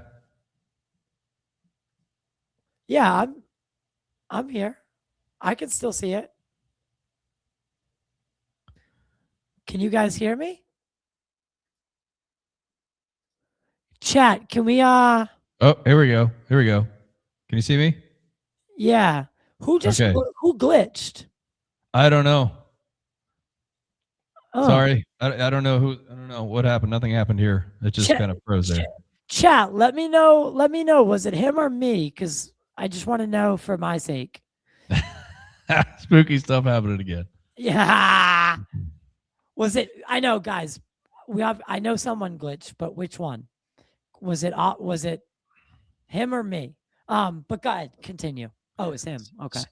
Okay. Sorry about that. I don't know what's happening. No, I wasn't trying to put you on the spot or anything. No, it's okay. Yeah, no problem. You know. So Ty, this is the Pyramid of the Moon in the ancient area of Mexico known as Teotihuacan. There's Pyramid of the Moon, a Pyramid of the Sun. This is the Teotihuacan site. Now, what do we see here? We see a obviously four-sided pyramid structure. But what's interesting is that we also have what's connected to it here is this front part. I don't know what you want to call it, but this front stepped part, right? Yes. So it's this giant pyramid with this front stepped part. Now, if you were to imagine what this would look like with, let's say, 500 million years of dust blown on top of it, you might imagine that the edges won't be so sharp. Correct. right? It might be a little rounded off. It's not going to be in pristine condition. We just saw the Egyptian pyramids, which are only thousands of years old, which are nowhere near good shape. Okay. So we don't have any vegetation problems on Mars that would cover this up and make it look like a hill, as unexcavated pyramids tend to look like. But if we just imagine dust accumulation, there's still a little bit of wind that blows around dust and grains of sand everywhere on Mars. So if you just imagine what that might look like, well, is it inconceivable that this? Holy shit. Holy shit. Would be a pyramid. Holy shit. Now, how big do you think that is? Well, that's my problem with these top-down shots. I really have no reference frame. So just it looks small. But do you know what I mean though? It looks small. I know. It's hard I know that the hard to tell scale is so much bigger than what we like. Our eyes play tricks. So tell me, how big is this thing on the left? Okay. First of all, what do we see here? We see a square shape. All sides are equal. We see 4 triangular faces, all rising to an apex. And we even have a little bulge in the front. Right. We even have a little bulge. Exactly. Okay. This was discovered by South African Jean Ward. Okay. And this comparison, I have another buddy, George Haas, who linked these two. So shout out to those guys. This is 2.5 miles wide. You gotta be fucking kidding me. Are you serious? It's clearly not a volcano. Volcanoes don't have 4 equal flat triangular sides. It's not connected to any other mountain range. It's standalone, and that's the other thing. These things are standalone. They're not connected. It's sometimes you'll have a mountain peak that peaks and it looks like a pyramid at the very peak. But then if you look at the total landscape, people like to show this thing in Antarctica all the time. I'm like, that's clearly a mountain peak from a mountain range. This is not. Volcanoes on Mars look a lot like volcanoes on Earth. They're round with a caldera at the center. Yeah. Right? It's very clear. And volcano, yeah, I agree. Okay. So this is a NASA photograph, and we've published on this. We cite the sources. You can go and look at this for yourself. Okay. This is the incredible work of this community. They're finding stuff like this. NASA publishes it. They don't talk about it. Leaves it to the independent. Okay. So next, unless you want to have any other questions about this, Ty. No, please. Okay. I'm just showing you the best of the best here. Yeah, let's. Here's an example of another another orbiter photograph. Okay. The satellite is up in outer space and it's looking straight down. Now you might notice something. Directly in the center.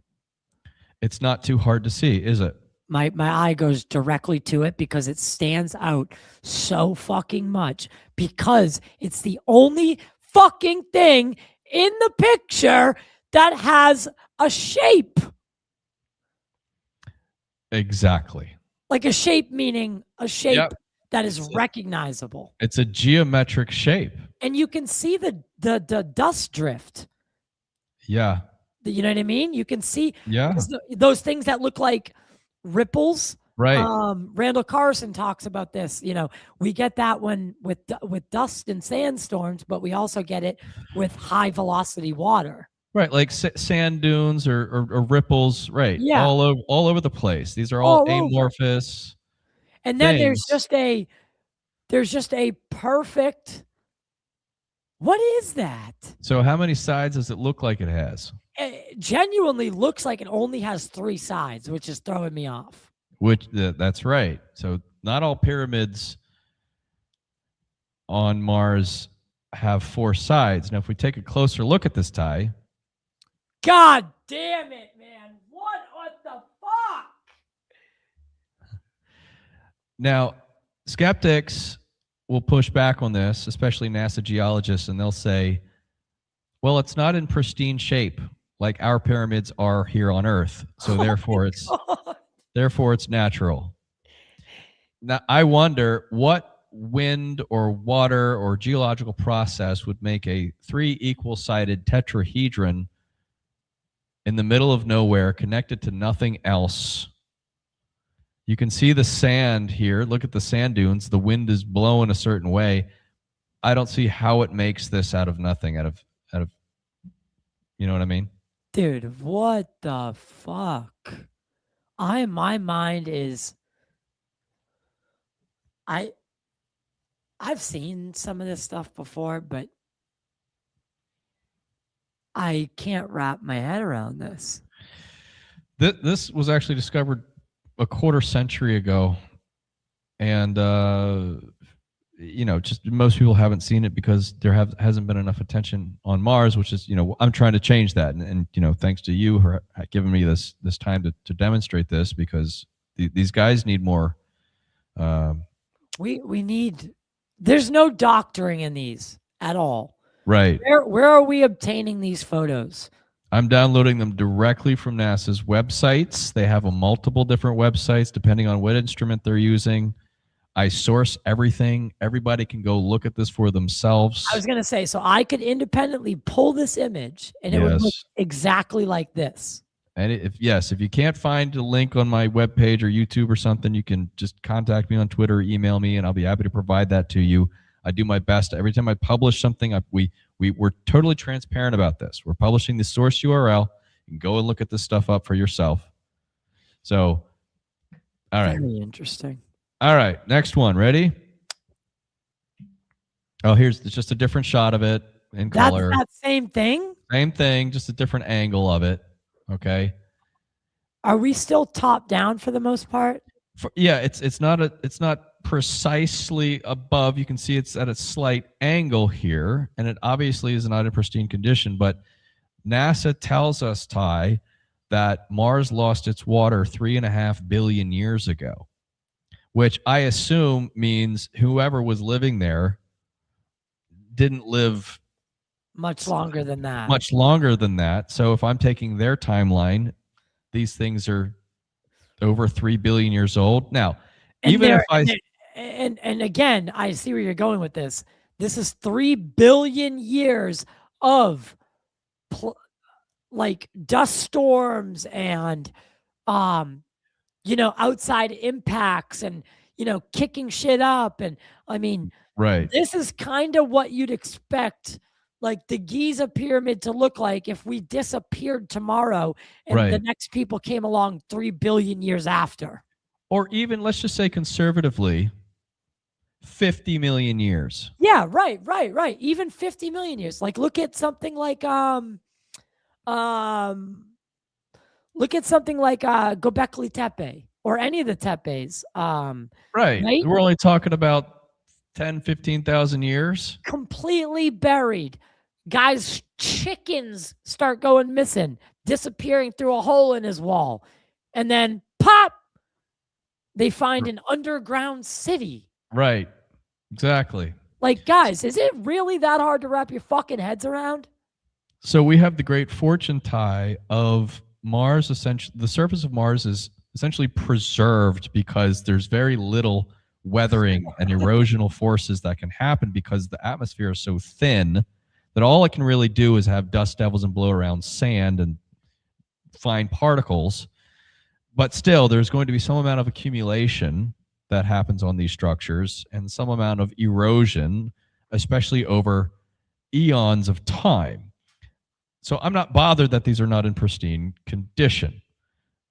Obviously, there's enough symmetry and geometric regularity here that you can rewind the clock in your mind, use your imagination to figure out what this might have looked like before, and understand that, at least here on Earth, no natural process creates such structures. Period. Right. Got a few more. Ready for the next one? Sure am, baby. Okay. Again, here's an orbiter photograph. All right. Now this is actually a composite of multiple photographs. You can kind of see where the outlines of them are stitched together based on multiple. This is covering a very wide area, and I think something like this we capture. Google Earth, the Google Earth Pro program actually has a Mars setting. You can actually analyze Mars the same way you would with Earth. So to get these top Google down Mars, right? Yeah. So this is probably taken from that program, which is why you see these stitched together things. But this is all NASA's doing. Okay, I didn't do this. NASA put this together. But again, it should be obvious, just at a glance. Like, what do we see here, Ty? What do we see? We see this landscape. It's got meteor impacts all over the place, right? Yeah, so I was going to say, but they also oddly don't seem to be deeper or shallower than any of the ones around it. Yeah, I mean, maybe. I don't really go into the depth of these meteors, but you can obviously see the ejecta, right?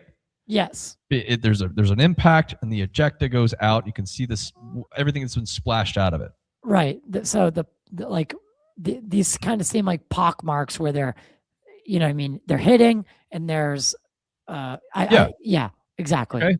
So if a meteor comes down, Ty, and makes an impact crater 2.5 miles wide, that's a big explosion.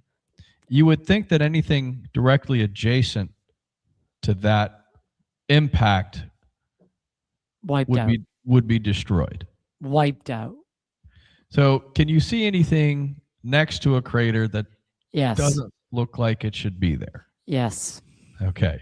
We're going to zoom in. It's right there in the center. Yes. To this thing. What the fuck, dude? Come on. You got to be kidding me. This look, come on. I know, man. I know. This has some interesting history to it. This is known as simply Crater Pyramid. This is a high contrast visual. I have a better visual coming for you in just a moment. But this crater is 2.5 miles wide, and this structure is 1.7 miles wide. Now, already you can kind of see we've got triangular sides here, equal flat sides. It is a bit round here, but again, what does 1 million or 500 million years worth of sediment deposits look like on a perfectly, organized structure? Right. The logic being, had this thing existed before this impact, it would have been annihilated. Annihilated. So it doesn't have a caldera at the top. It is not conical. It has sides to it. It is not a volcano. And wait. Hold on. Mm-hmm. What are you saying came first? Well, logic would dictate that the crater came first. And either Mother Nature decided it wanted to spring up a symmetrical four-sided pyramid structure right on the lip of it, or somebody had the idea that they wanted to build something on the lip of it and make it a sacred place of some sort. That how could you not? And building that like that, you would have to be able to appreciate what it looks like top down, right? Like you'd think that whoever was looking at that would be like, I want to create this. And we see this in our own pyramids, right? The precision that mathematically they are mirroring cosmology and mathematical precision. This seems like one of those kind of things where it's built not because, it's not built next to, but it's built because of, right? And I've got my own idea about why it's so damn close to this thing, and I'm inspired by the work of Jeffrey. It does look like the Signs logo. Do you know Jeffrey Drum of the Land of Chem? Yes. Okay. He's talking about the Egyptian pyramids being these chemical factories. Yeah. Okay. His main one of his main theses is that the Great Pyramid needed to be in close proximity to a water source because it had to, yeah. right? What would this crater have been filled with back when it was a blue planet? Ooh. That's what I like to go with. And I don't spend a whole lot of time messaging on that, but I'm like, well, if I'm going to borrow something from that logic, that makes sense to me. All right. Now let's take a close bet. We got a better, this was taken a quarter century ago.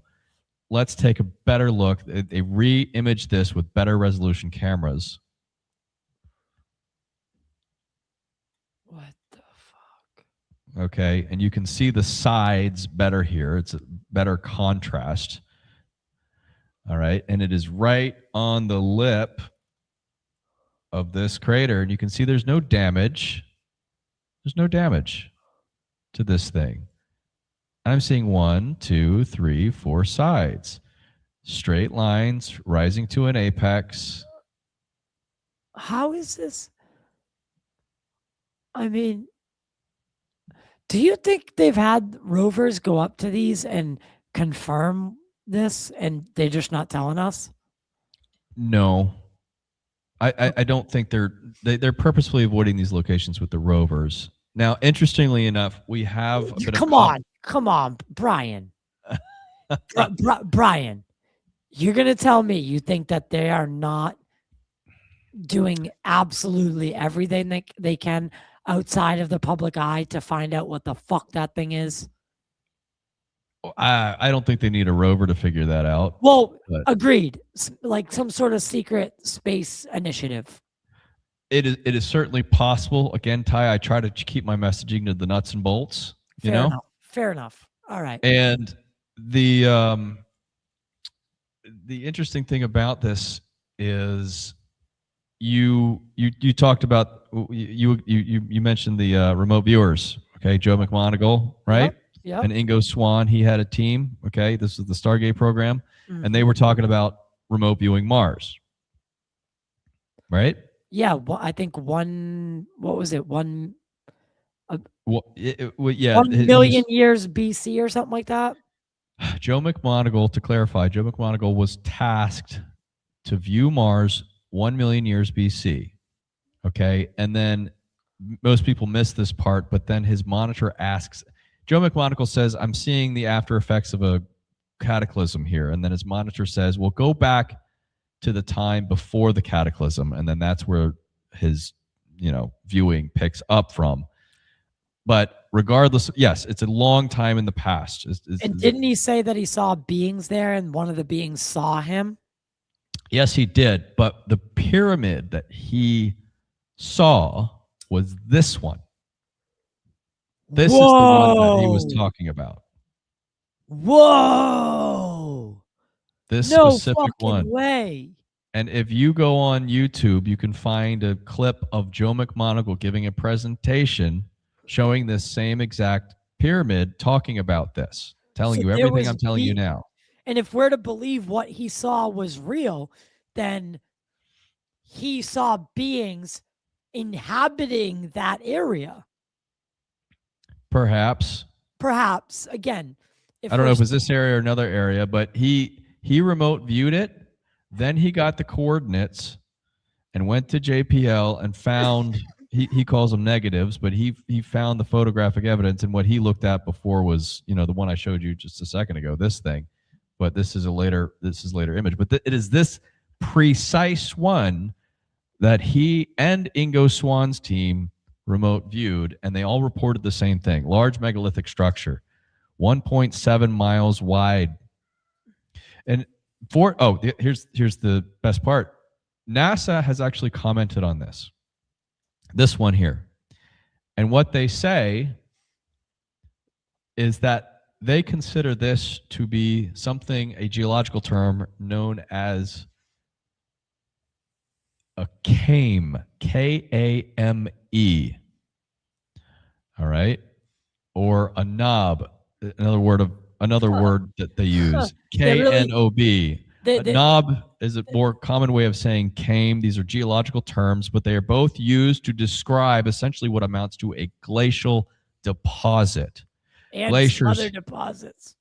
Glaciers pick stuff up when they move. And then when they melt away, this is all the stuff that's left after they melt away. Now, I don't know how Mother Nature would pick up a bunch of rocks and debris, loose rocks and debris, form a symmetrical pyramid with 4 equal flat sides, 1.7 miles wide. I don't know how a glacier does that. That to me sounds like bullshit. But that's the best that NASA has. NASA wants to frame everything into geological context. Clearly, that's nonsense. I agree. I couldn't agree more. All right, just a few more here. Oh, I'm loving this. Okay, same kind of thing. Big landscape. This is a composite of multiple images. You can see these giant craters here. You know, this crater here is probably 8 miles wide, let's say. And then directly in the middle again. What do you see? A fucking pyramid. Something just doesn't look. Something I spy with my little eye. Something that doesn't fit the surroundings. Yup. So if we... Especially when it's contrasted with a bunch of fucking circles. Yup. It's not... Do you see any mountain ranges in here?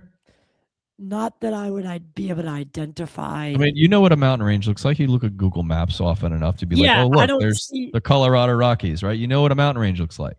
Yeah, I don't see any elevated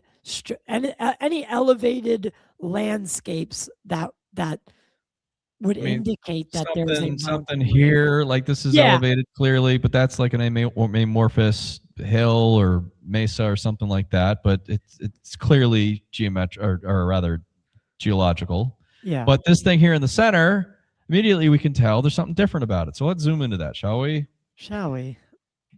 Okay, that thing, yes, that thing right there. Yeah, right.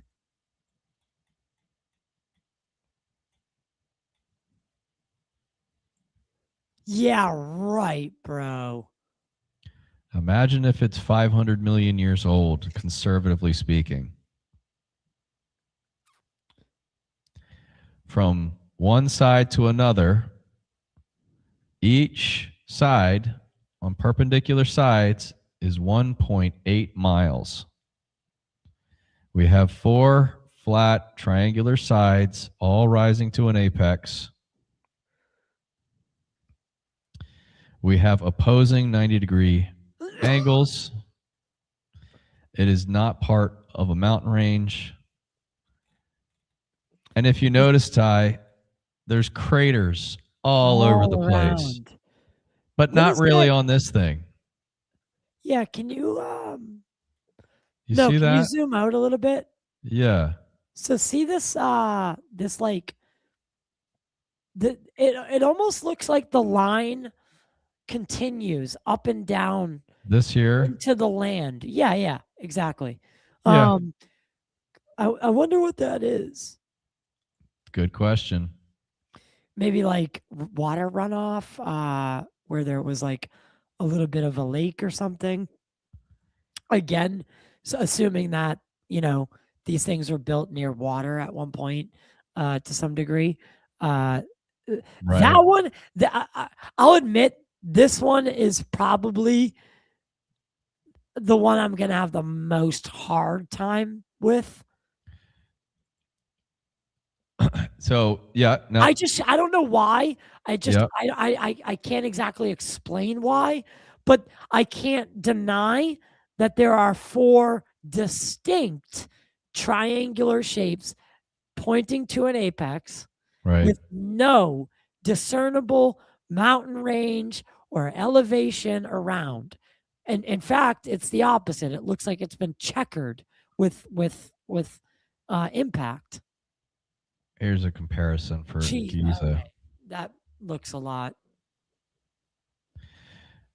Now, it looks like it's eroded or damaged or something here, but Right. This could be the worst one look wise, like sure, this could be the one that took the most damage. We don't know. right. Interesting. This makes me feel better about it right now. I don't know why. I'm gonna bring up. We actually have a tool that lets us view this in 3D, Ty, which I have to show you because just bear with me one moment while I bring that up. That's fine. Guys, what in the chat, what do you guys think? What are you guys thinking of these structures on Mars? I really want to know. This is for me. Oh, wait one sec. This is really for me and me asking. But we haven't even got. He showed me this one picture of something in the atmosphere of Mars, which I can't wait till we get to. But with these, essentially, one of the things I've had a tough time with over our ancient civilizations, what we were taught in school is that most of these cultures did not have any contact with each other because the distances were too great. Yet they all built the same exact structure. Now, you could hypothetically say, the 100th monkey, right? Once that knowledge is there, it's there for everyone to grab. That's why when someone breaks a world record, someone breaks that record right after that. And then again after that. And then it might get held for some time. But it seems that, and that's exactly why, a monkey halfway across the world who learns to smash a coconut with a rock, it happens simultaneously. Now, of course, we're talking, what we're most likely referring to here is some sort of quantum field that we can't see. Whether you call it the ether, the source, the muse, I don't know what it really is, but it seems that once it's unlocked, even going back to the biological 5-pointed being, right? Once that works it works everywhere.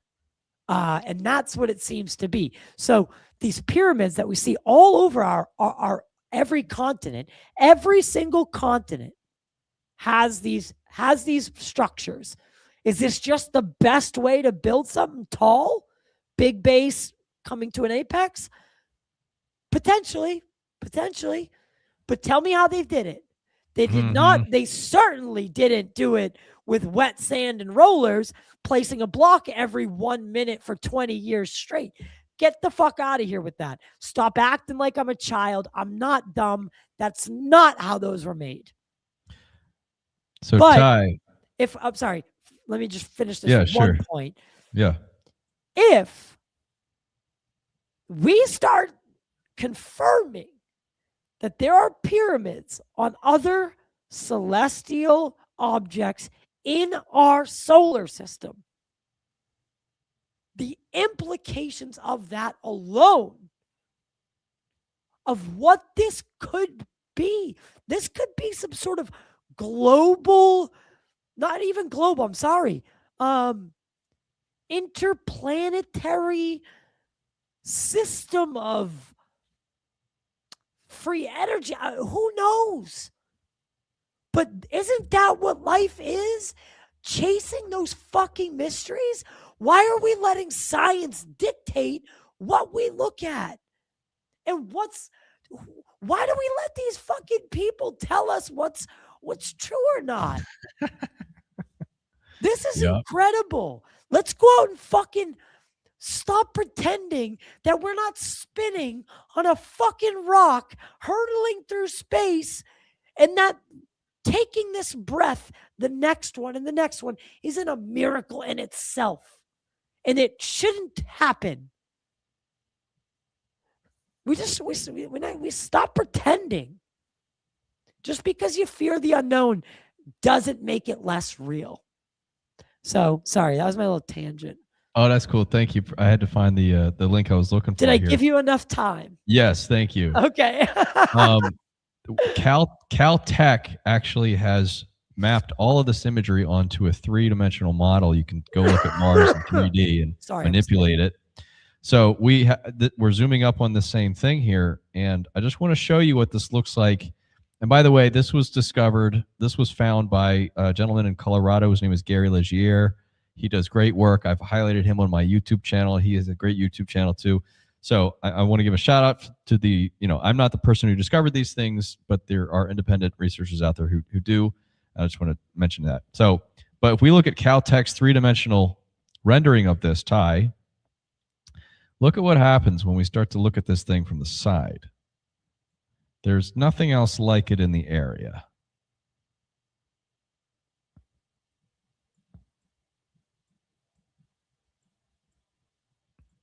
It might be a little bit damaged on one side, but if you start to look at it in context, does Mother Nature do stuff like this?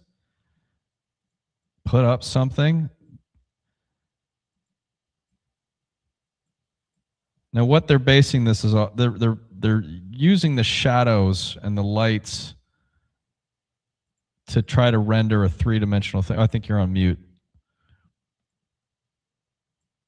So they're essentially doing what a visual effects artist would do, and they're pulling from real still images, and they're using mathematical formulas to create the depth and what so this is the most accurate representation, I would say, that we're gonna get. So look, you can see based on the craters, the wind is blowing in one direction here, right? It's just blowing this way. There's no, am I mistaken in saying this? Is there no tectonic shifting? Yeah, Mars isn't tectonically active like Earth is. And so I mean it's not pushing mountains and shit up, right? Well, even if it were, Ty, we'd see entire mountain ranges. Well, that's what I'm getting to. So but there's none of that. I don't know what makes something like this in nature that is nothing. It's not connected to anything else. It's in the middle of nowhere. Technology makes this. How does it just spring up like that? And oh, by the way, again, we have another rare moment where NASA comments on this, not by any public acknowledgement like a press release, but by what they title it on their website. Can you see this?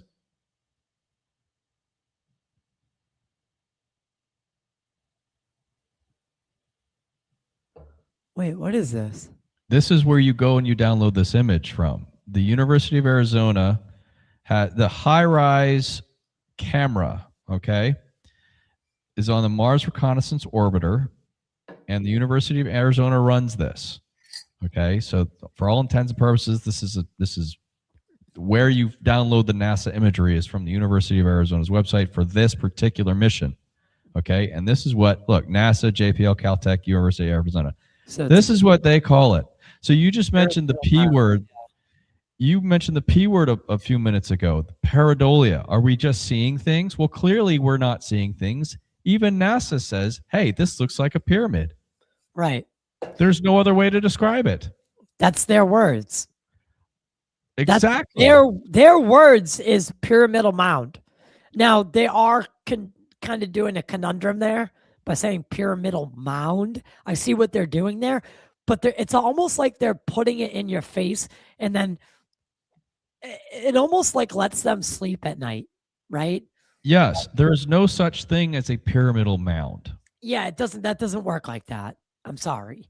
But so putting those things together, it's like they're telling you, but they have to call it a mound because it's a pyramid. They have to try to contextualize it using geology to make everyone feel better. Right, because again, going back to that fear of the unknown. Because if we say these are pyramids, the immediate next question is, from who? From who built them? Exactly. From who? I got one more pyramid and then we can go to UFOs. Fuck yeah, man. By the way, might be the best. I don't want to, guys,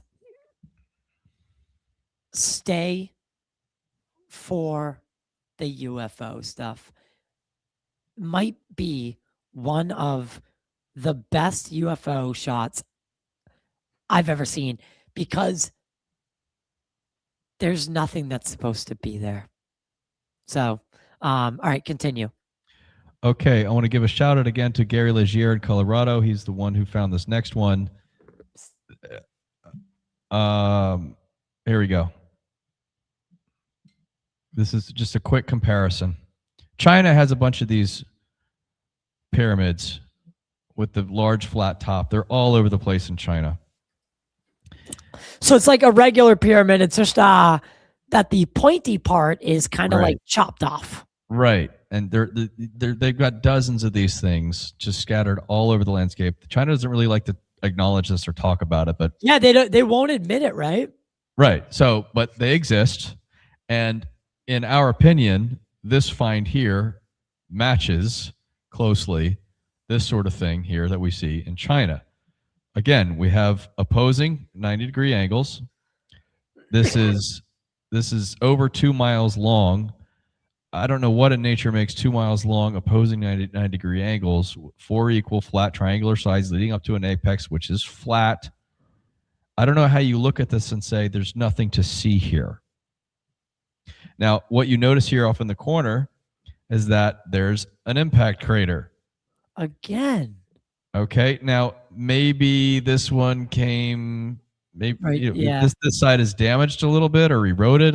It's hard to tell, but I would say if we drew a line, right, from the other side down, that would come pretty close to the lip of that.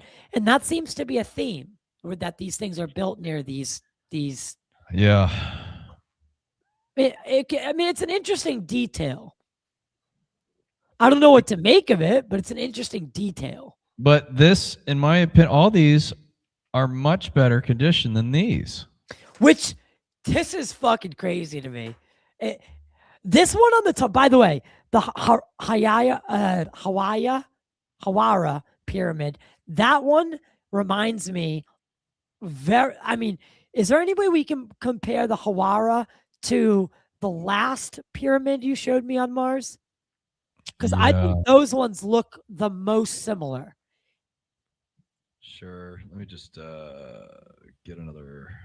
I don't want to make you do it off the cuff, but no, it's okay. I think Hawara and that last pyramid, those are like, they almost look like carbon copies of each other.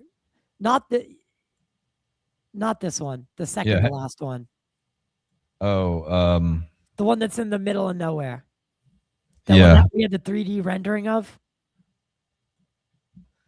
Look at that. Look at those two things. Even the divots look similar. Oh, yeah. Look at that. Look, even the divots look very fucking close to each other. So that's why when I saw that last one, I was like, oh God, those really looked close. That's a good thing. I didn't notice that before. How about that? Yeah, the way the lines form and the way that they divot down and stuff, it gave me very similar vibes. So all I'm saying is that, look, if we're accepting that these Egyptian degraded pyramids are in fact pyramids, why is it so hard to it's because that it's on Mars, and that's scary. Why are there pyramids on Mars? There shouldn't be pyramids on Mars. NASA told us it's just rocks and wind. It's not. I don't think it is. There's I think there's if the courts are accepting of, I hope you use that in your presentation going forward, because those two things, because you could show someone, all right, he trick them, make them believe that that's the Hawara, and that is the one on Mars. Right. That's good. Yeah, and then switch it and be like, no, it's actually this one and this one. Ty, buy me some time. I gotta go to the bathroom real quick. Yeah, I'll be back in just 6 seconds. So I don't know if anyone could tell me that is not exactly what we're seeing here. Look at that in depth. Come here. So this is, come here. So this is a pyramid on Mars. This is a structure on Mars. that is top down on pyramid on Egypt, in Egypt. Why you did any no? And that's obviously the Giza pyramid. But I pointed out that this is that I was like, oh, these look very very similar, but don't pay attention to that. But these two, that one's on Mars, one's on Earth, and they look like so. It's we accept that. We go, okay, we know that's a pyramid. That was built as a pyramid, but they won't concede that this thing on Mars could potentially be a pyramid. And I think I find that to be crazy. Right? We're actually live right now, so sorry, I was explaining it, guys. This is, I mean, again, I've always said this thing about the cosmos reflecting, just reflecting from a macro to down to the micro. And I forget who showed me it this one time, but have you ever looked at the Giza pyramid top, the whole complex, the Great Pyramid like complex? When you look at it top down and then look at a circuit board or like a circuit, it looks very similar. And I've always kind of, thought about that and, wondered deeply. But okay, Brian, you're back. Now we're on to the goods. Okay. At a glance, you guys, everyone here knows the gimbal UFO footage. This was leaked by Elizondo, right? Elizondo, Chris Mellon, and then to the New York Times it went. And yes, but the video had been online prior, but it was in like obscure sites and no one could really ever find it. Like, no one ever knew if it was real or not. So we have a disc shape with a bulbous midsection, essentially, flying around. Which rotates, right. And at a glance, here's just a sampling of similar shapes found in the sky of Mars. Wait, are you saying that everything that's on the side frames is in the atmosphere has been caught in the atmosphere of Mars? Yes. You're joking. So this is. Are you sure it's not like Saturn? I can show you the full photo. We can go through each one of these. Just at a glance, this is what gets me so excited and why total disclosure, Ty, should include Mars, because we're seeing these same shapes. Listen, man, that's why I named the show Total Disclosure, because I'm not fighting for just one truth, but all truth, right? So Mars disclosure is my disclosure too. We're in this together, brother. That's right. That's why I talk to people, even my producer gets upset with me when I do the 9/11 shows. But dude, because he's a patriot. I'm actually sitting on his side of the studio tonight because I wanted to watch the ghosts that way. Anyone who knows the show will get that reference. But yeah, I told Brian that he had to pretend he didn't hear that joke because I said it before the show. He laughed on cue, which was pretty good. Good job, man. But he gets mad at me for doing those shows, but I'm like, dude, I'm not fighting for just one thing. Like, I'm fighting for like what happened to JFK, what happened to MLK, what happened to what's going on with Mars, what like, because if anything, what it is it shows you the playing field and the vice, the grip that those in power have on the population, that they're able to keep all this shit from us. Like the people in the UFO field keep thinking, "Oh, well, look at look what they're hiding from us." It's like, dog, that's only one facet. Like all of our lives are essentially this fucking fake reality, this like pop-up world for the deep state to run cover. It's like, it's sad, but it's, look at it. We go to work 9 to 5 and we waste away at a job we typically hate. That's what 90% of us do. Luckily, me and him, no. We found our calling. More people need to do that. But like, wake up. Like, seriously, wake the fuck up. Sorry, continue. I want to give a shout out to Jean Ward in South Africa and another gentleman by the name of Joe White, who found all of these that we're looking at today. And I don't know if Kari is still watching, Kari in Norway, but since I published my YouTube video on this, she's found a half dozen more just like this. So she's doing a great job finding even more. But it's this disc shape with a bulbous midsection that catches our eye. And if we were to go through and look at these all in context, Ty, then we could view them in context and explain away the conventional explanations as to what skeptics might claim that they are. Well, because 90% of that would be things that can't exist there. So here's a typical rover photograph, but if you have a keen eye, yeah, I can already see something that is see very clearly between me, the camera, yeah, and that elevated range. There's something hanging below the horizon above the surface. Right. So if we zoom in here, dude, you gotta be fucking kidding. Like, you gotta be kidding me, man. This is an unadulterated raw image. You gotta be kidding me. What do we see? We see a disc shape with a bulbous midsection. Okay. Now, I want to be clear here. We have the great fortune of having raw images in and just by themselves are able to demonstrate the anomalous aspect of the photo, which is what draws our eye to begin with. Okay. Some of these people working with these images just so happen to be imaging experts and can help improve the quality of the image by using a process known as deconvolution. Are you familiar with deconvolution?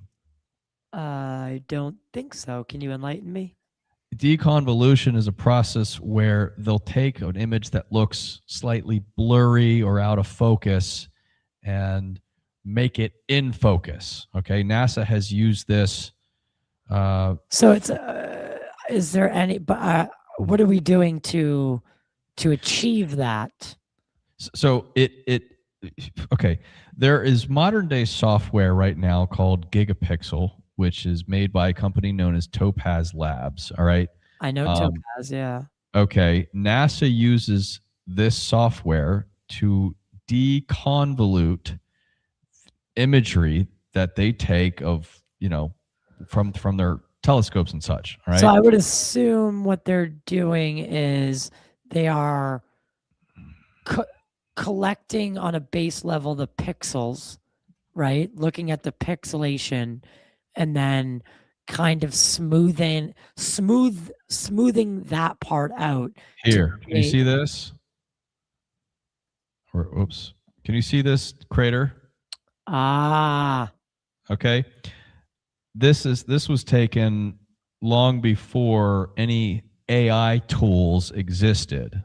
All right. They trained the computer software to help resolve the image quality a little bit better. So this is from, look, this is a Wikipedia article on deconvolution. This stuff was invented in the 70s. Okay. They started doing this 50 years ago. And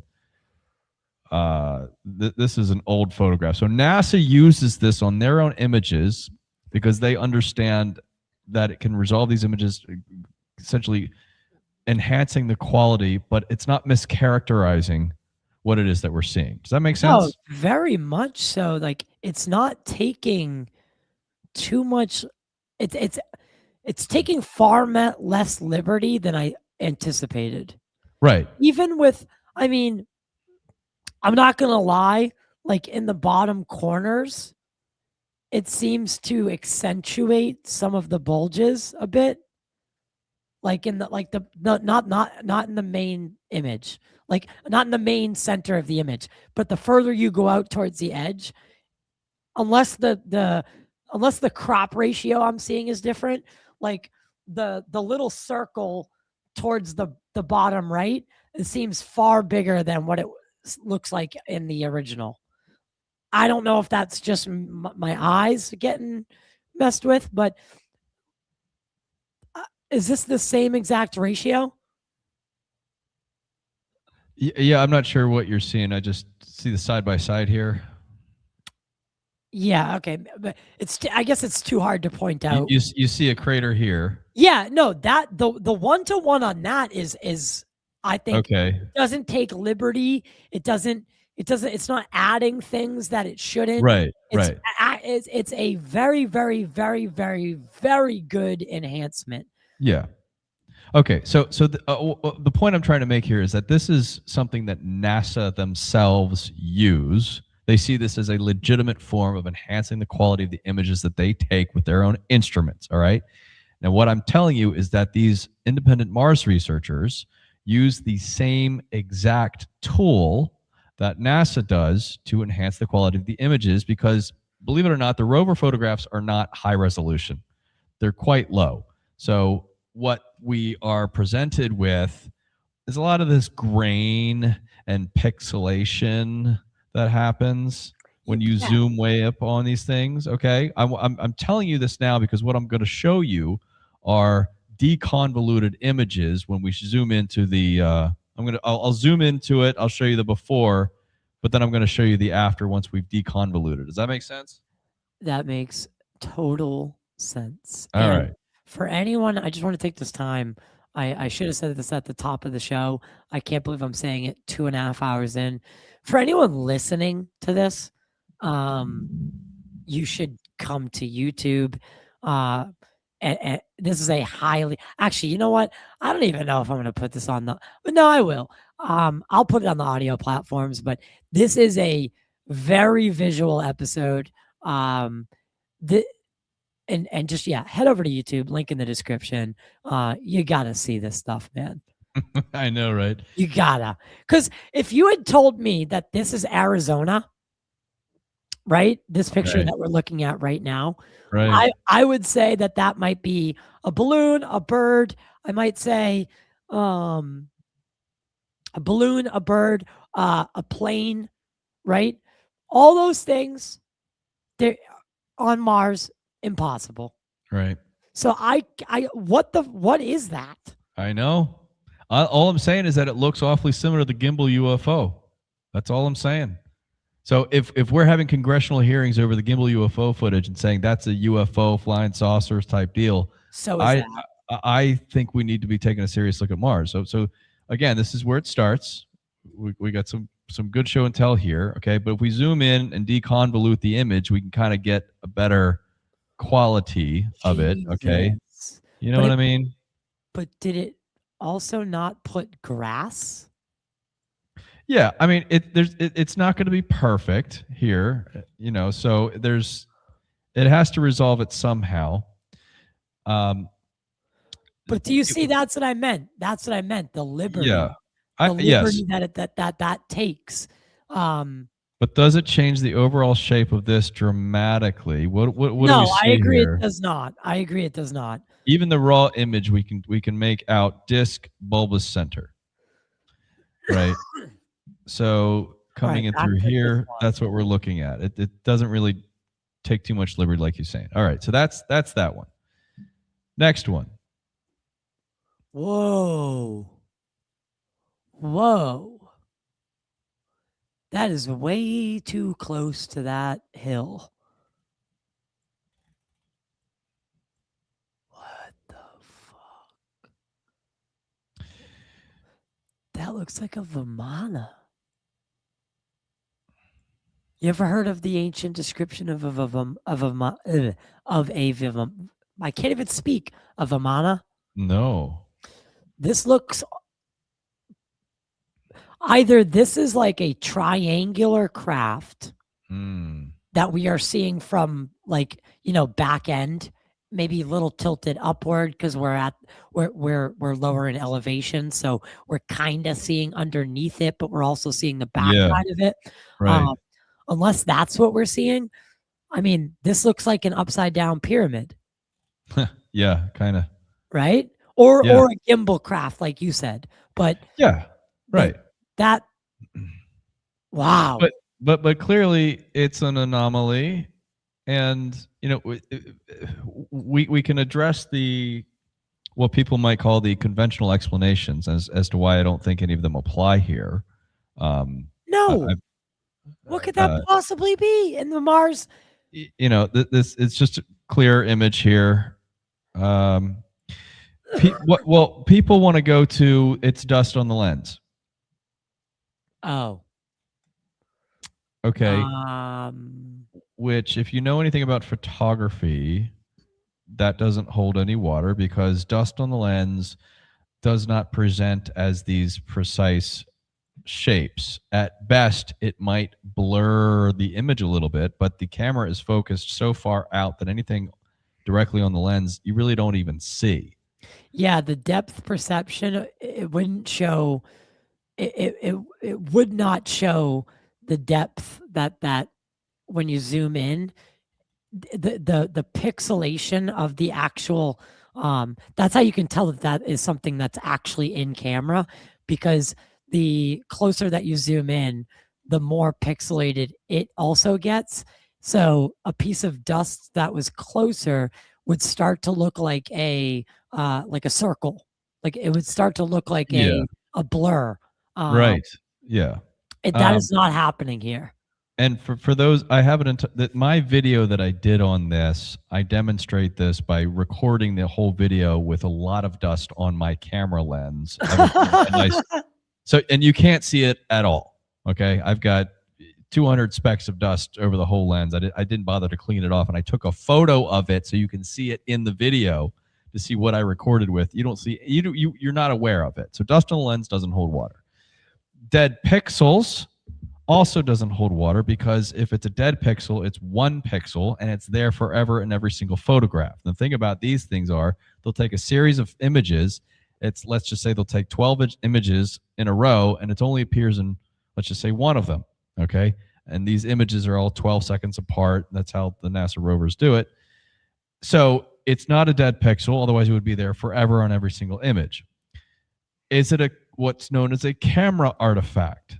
No, I can show you what a camera artifact looks like. That's later in this presentation, but we know it's not that either. There's a distinct difference between these things here and what a camera artifact renders as.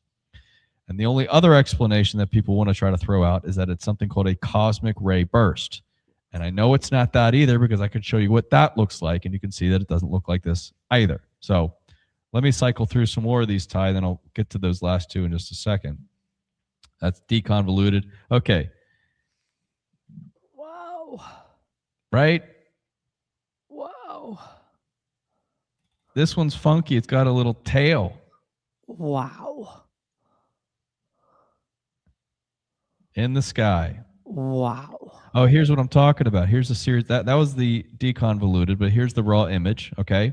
And it's not there, right? Next one. Right. Not there. Next one. Now it's there.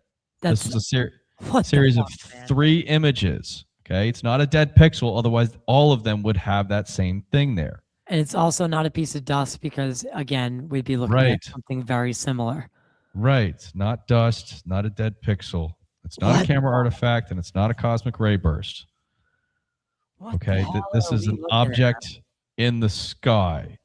And that's the thing. That's the other thing I wanted to mention too. All these things, you don't see this little shape render anywhere that's on the ground. And all these things I'm going to show you, they're all in the sky. Okay.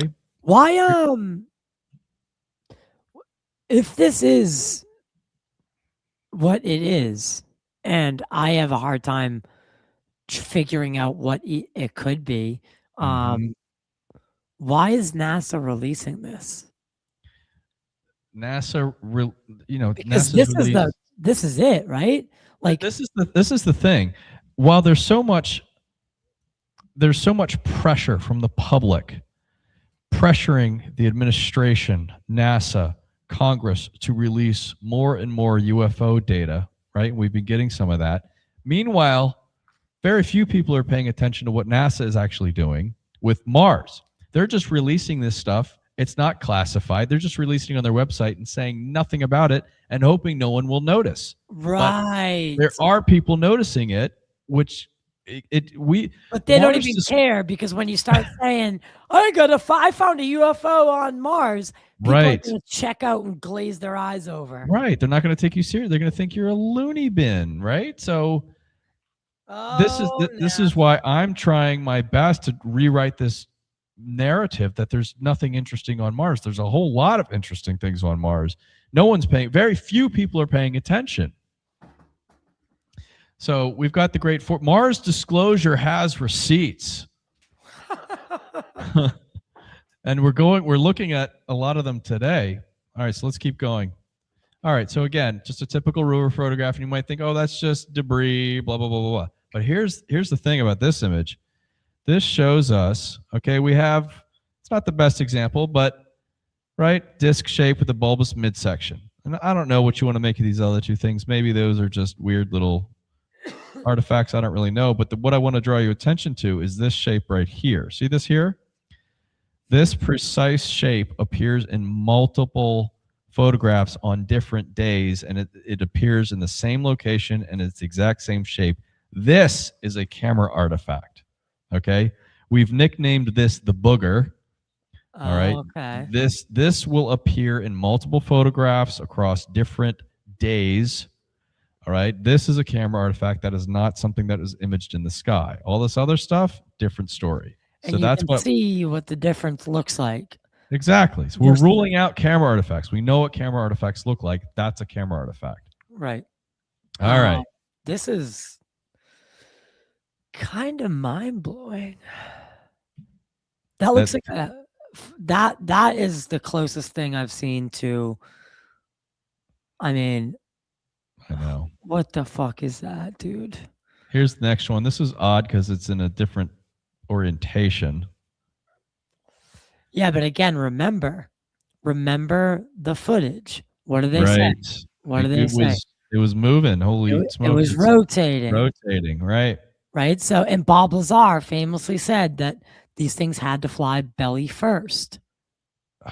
They would point towards their destination and rotate, and multiple other people have seen these things take off and rotate and then move, pretty silently, but very, very fast, instantaneous acceleration. Right. Throughout and that could explain why they're there in one picture, gone in the next, right? Exactly. Because even the frame rate can't capture it. No, these photos are generally taken 12 seconds apart. That's so much time. But Yeah. guys, all right, ready? Start.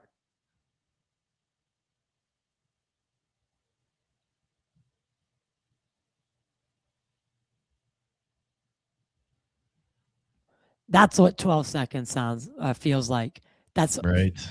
A UFO, blink, gone. Exactly. 45 times over. So this one, again, it's a disc shape with a bulbous midsection. I don't know about you, Ty, but I've seen enough photos in my life to know that cameras just don't produce that kind of weird glitch in a photo. Like, have you ever looked at a photo and said, hey, look, there looks like a disc with the bulbous midsection in any of the photos that you take with any camera ever? Why is it just with NASA rover photographs that we're seeing this funky thing? And in the declassified military footage. Why is it always in the sky? It's in the sky. It's not down here. Exactly. Yeah, never located.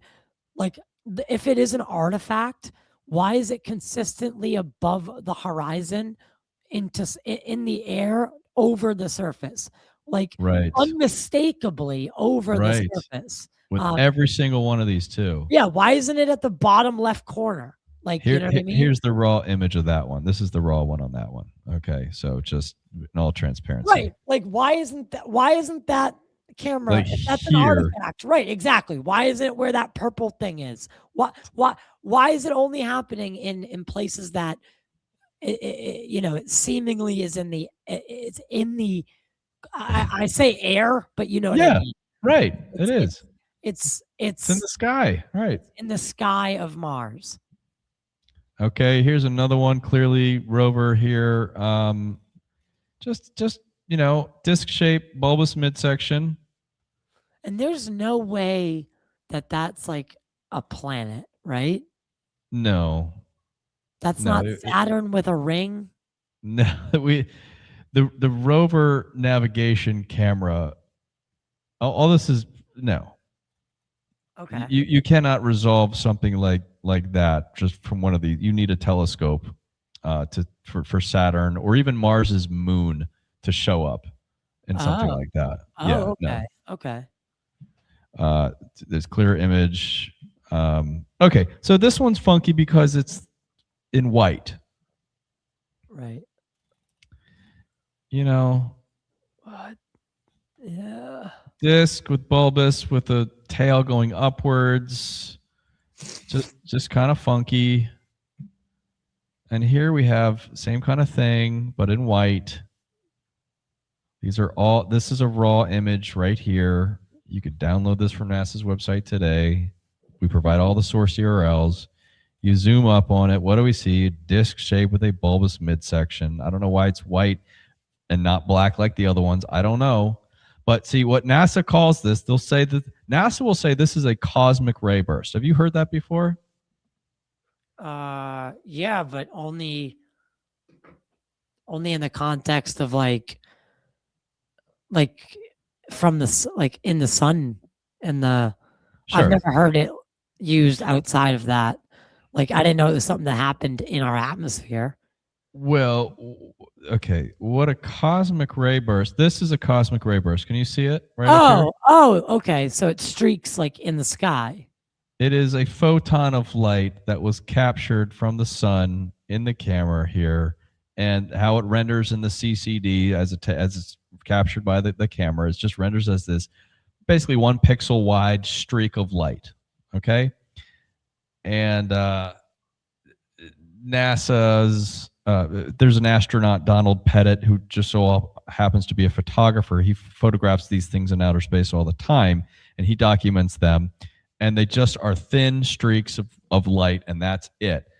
A thin streak of light is not any of this stuff. These are not thin streaks of light. So to say it's a cosmic ray burst is nonsense.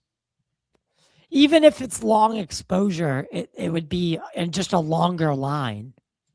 It wouldn't have any bulbous nature to it. It would just be a longer straight line because it's again long exposure. It's just going to extend that photon beam into a longer beam. This has definition. This has shape to a degree that I don't buy that answer. So here's Donald Pettit. He's an astronaut, and he tweets this stuff from time to time. He's real specific about what cameras he's using. Look, this is a cosmic. What he is saying, it's hard to see here. This is a meteor streak. And this thing, can you see this really thin streak here? Yeah. That's a cosmic ray. He photographs these things. Here's a better image of it, okay? You can see it's going through the red, green, and blue CCDs of the camera. Yep. Okay, that is what a cosmic ray is. That doesn't look like anything that I just showed you. No, not even. So when they say it's cosmic ray, that's nonsense. But people don't know because they don't know what a cosmic ray is supposed to look like. So they just accept NASA's explanation. And again, you guys see this long exposure, the lines that it creates on everything else. We would see that in the photos of Mars as well. If it was again, and I'm just kind of, this is like technical stuff, but like, I'm sorry, that doesn't hold water. That doesn't hold weight, that these are cosmic rays. Yeah, I think, wow. I do have one more for you. And just while you skip to that next one, like, you know, these remote viewers, they're talking about that there are these beings that are still there on Mars and or were there on Mars, and if UFOs and like if we are to believe that they're coming to Earth, um, I would have to assume that they're going to have wave stations, to whatever degree that would mean for an alien civilization or interdimensional civilization. But we see the same architecture, the same structures in the moon, in Mars, and on Earth. Is it a coincidence? No.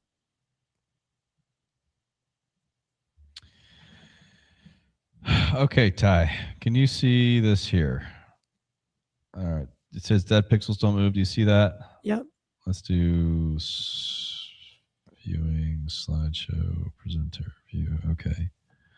Can I maximize this? All right. Can you see that maximized screen now? Here we go. Yep. All right. So here are the source URLs for the series of images. What we have here, Ty, is we have motion in this series of images.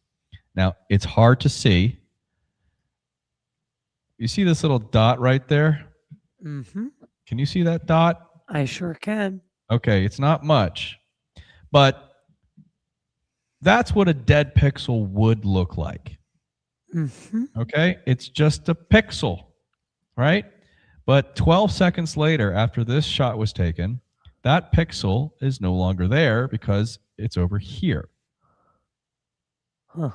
Okay, not so much of a big deal. It's just a little tiny pixel, big deal. But then 12 seconds after this shot was taken, that shot was taken.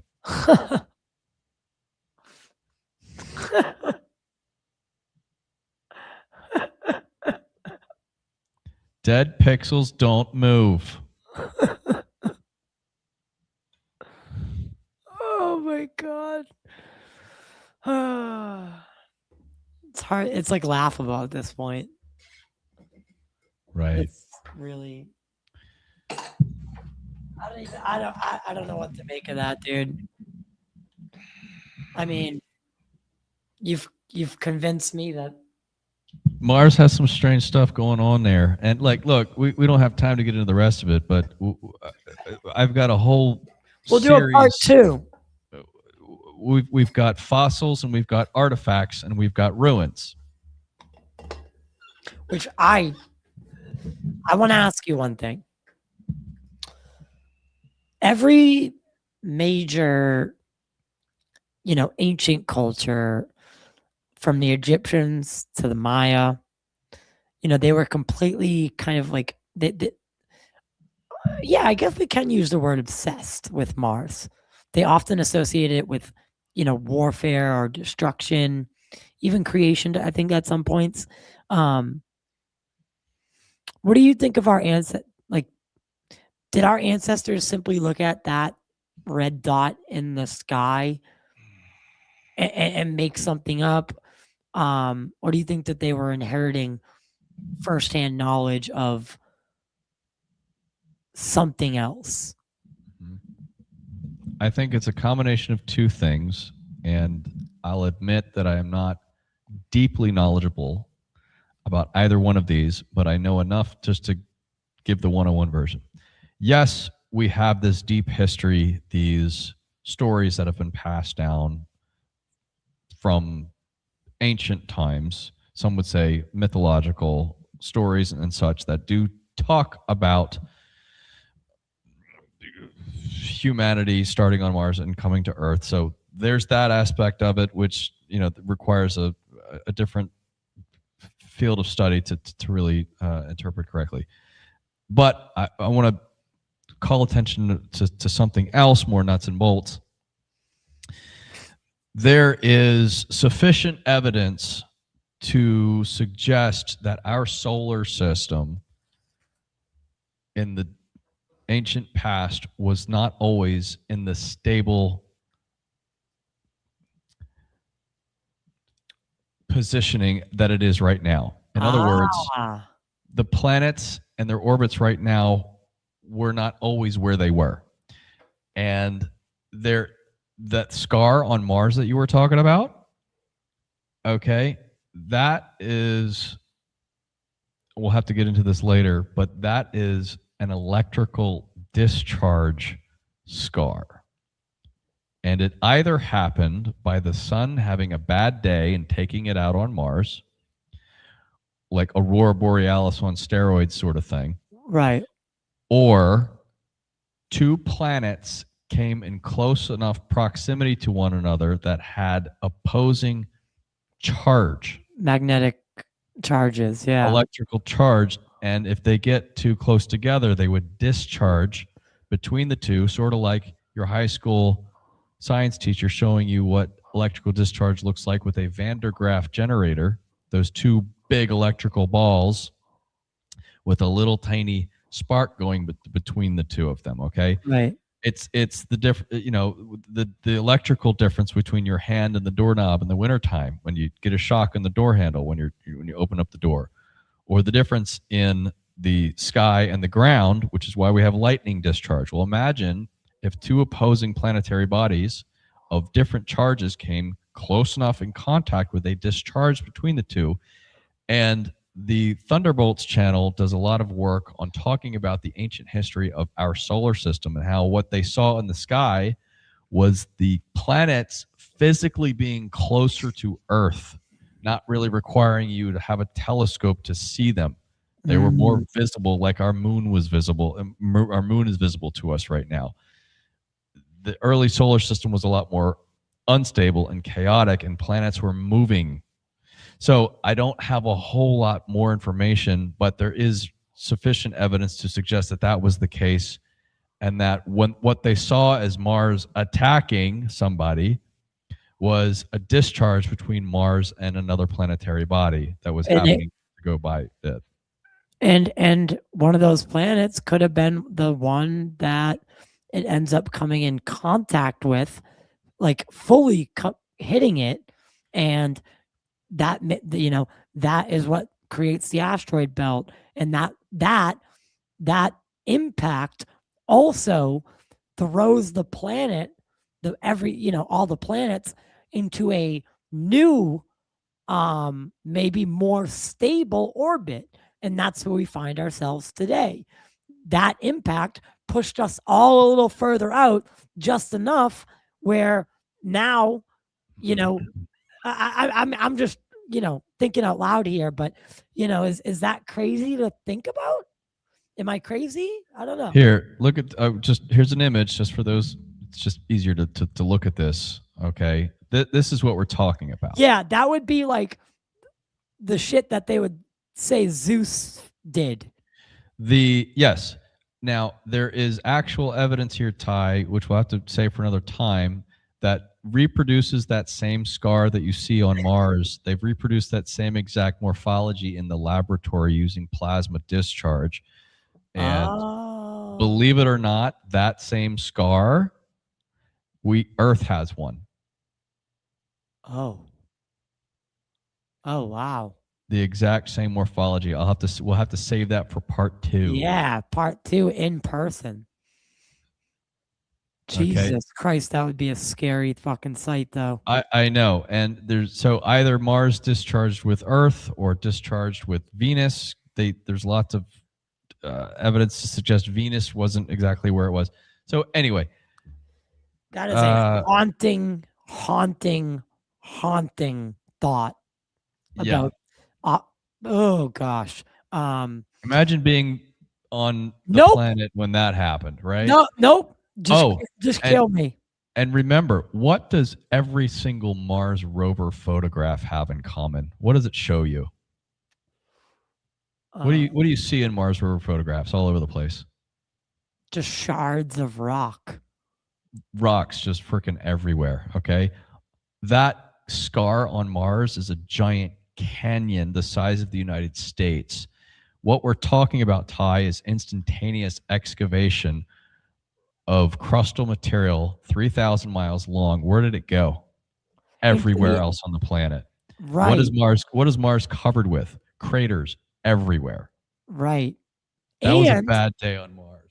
Yeah, and it could have kicked up a lot of the rusty dust that, well, no, well, I guess it depends when it happens, but I was gonna say, never mind, never mind. But yeah, that tracks, man. Oh God, that would have been a terrible day.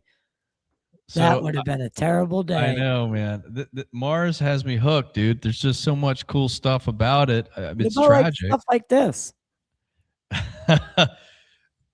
You think that's Yeah. fake? I'd have to get. I don't know That might be pareidolia. I could see that being pareidolia.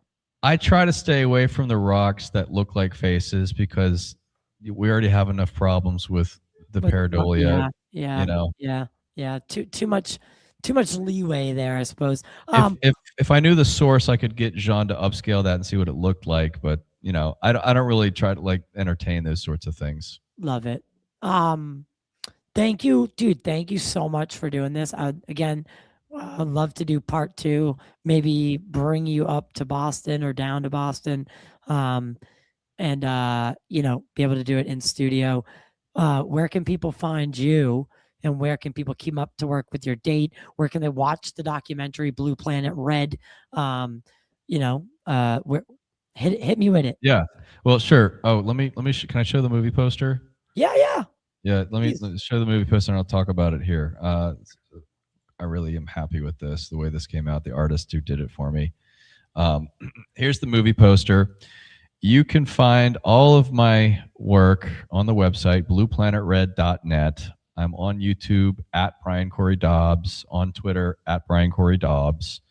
The documentary proper, it's a 2-hour documentary, talks about all of this stuff. I interview 24 people from academia to aerospace industry to NASA. I got a retired NASA astrobiologist who talks a lot about panspermia and microfossils. We've got microfossils photographed.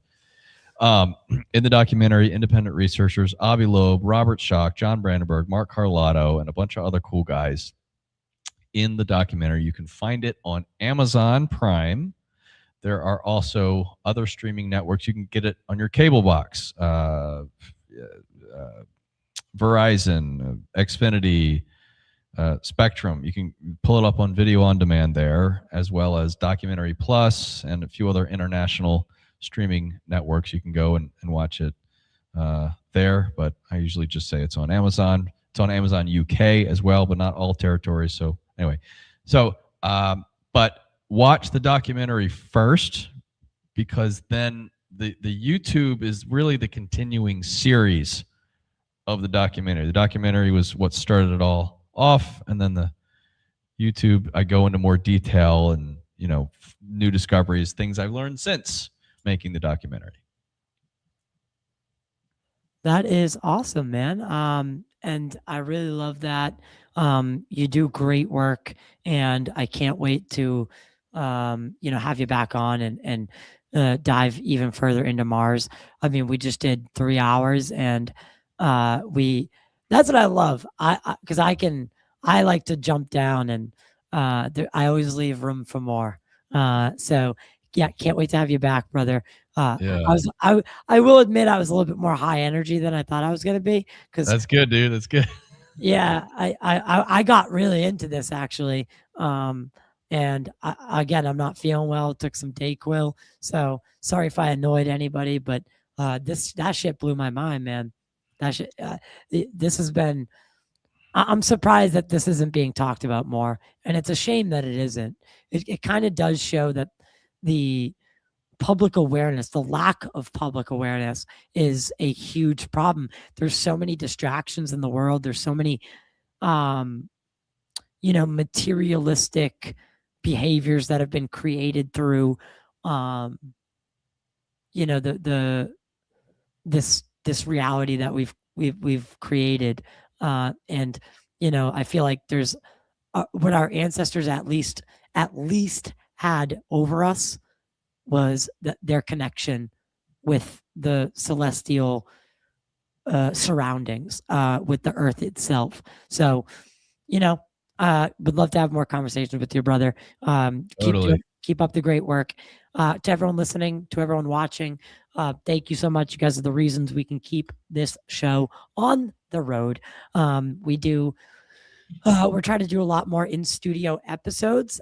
This one obviously is remote. We're doing this hybrid for the time being, but representative from the UAP task force, he took direction from Jay Stratton. Lenville Logan will be in studio this week coming up. So that's going to be a really great episode. We're going to be diving deep into so just so much stuff with what he's been working on, and whistleblower protections, and get this really like analytical side of things, and what the UAP task force does, what a government organization looks like when they are investigating the phenomenon, what is the logistics, all of that we'll be diving deep into. Super fun. And then we have a bunch of episodes coming up, actually one with a remote viewer, Angela Ford. You probably know her. Yeah. So yeah, anyway, stay humble, stay kind, stay vigilant. We'll see you on the other side, as they say. You know what's weird? The screen, right as I was, because when you hit end stream, it plays the music. When I clicked it, the whole screen well, it just glitched out. But anyway, yeah, again, something's like, I feel like something's messing with me lately, just like Something's technically wacky. yeah, Definitely. something's just messing with my, like, it's like, I'm gonna mess this up for you. But either that, or I'm just finding a way to make an excuse to prolong it. All right, now we'll see you guys next time.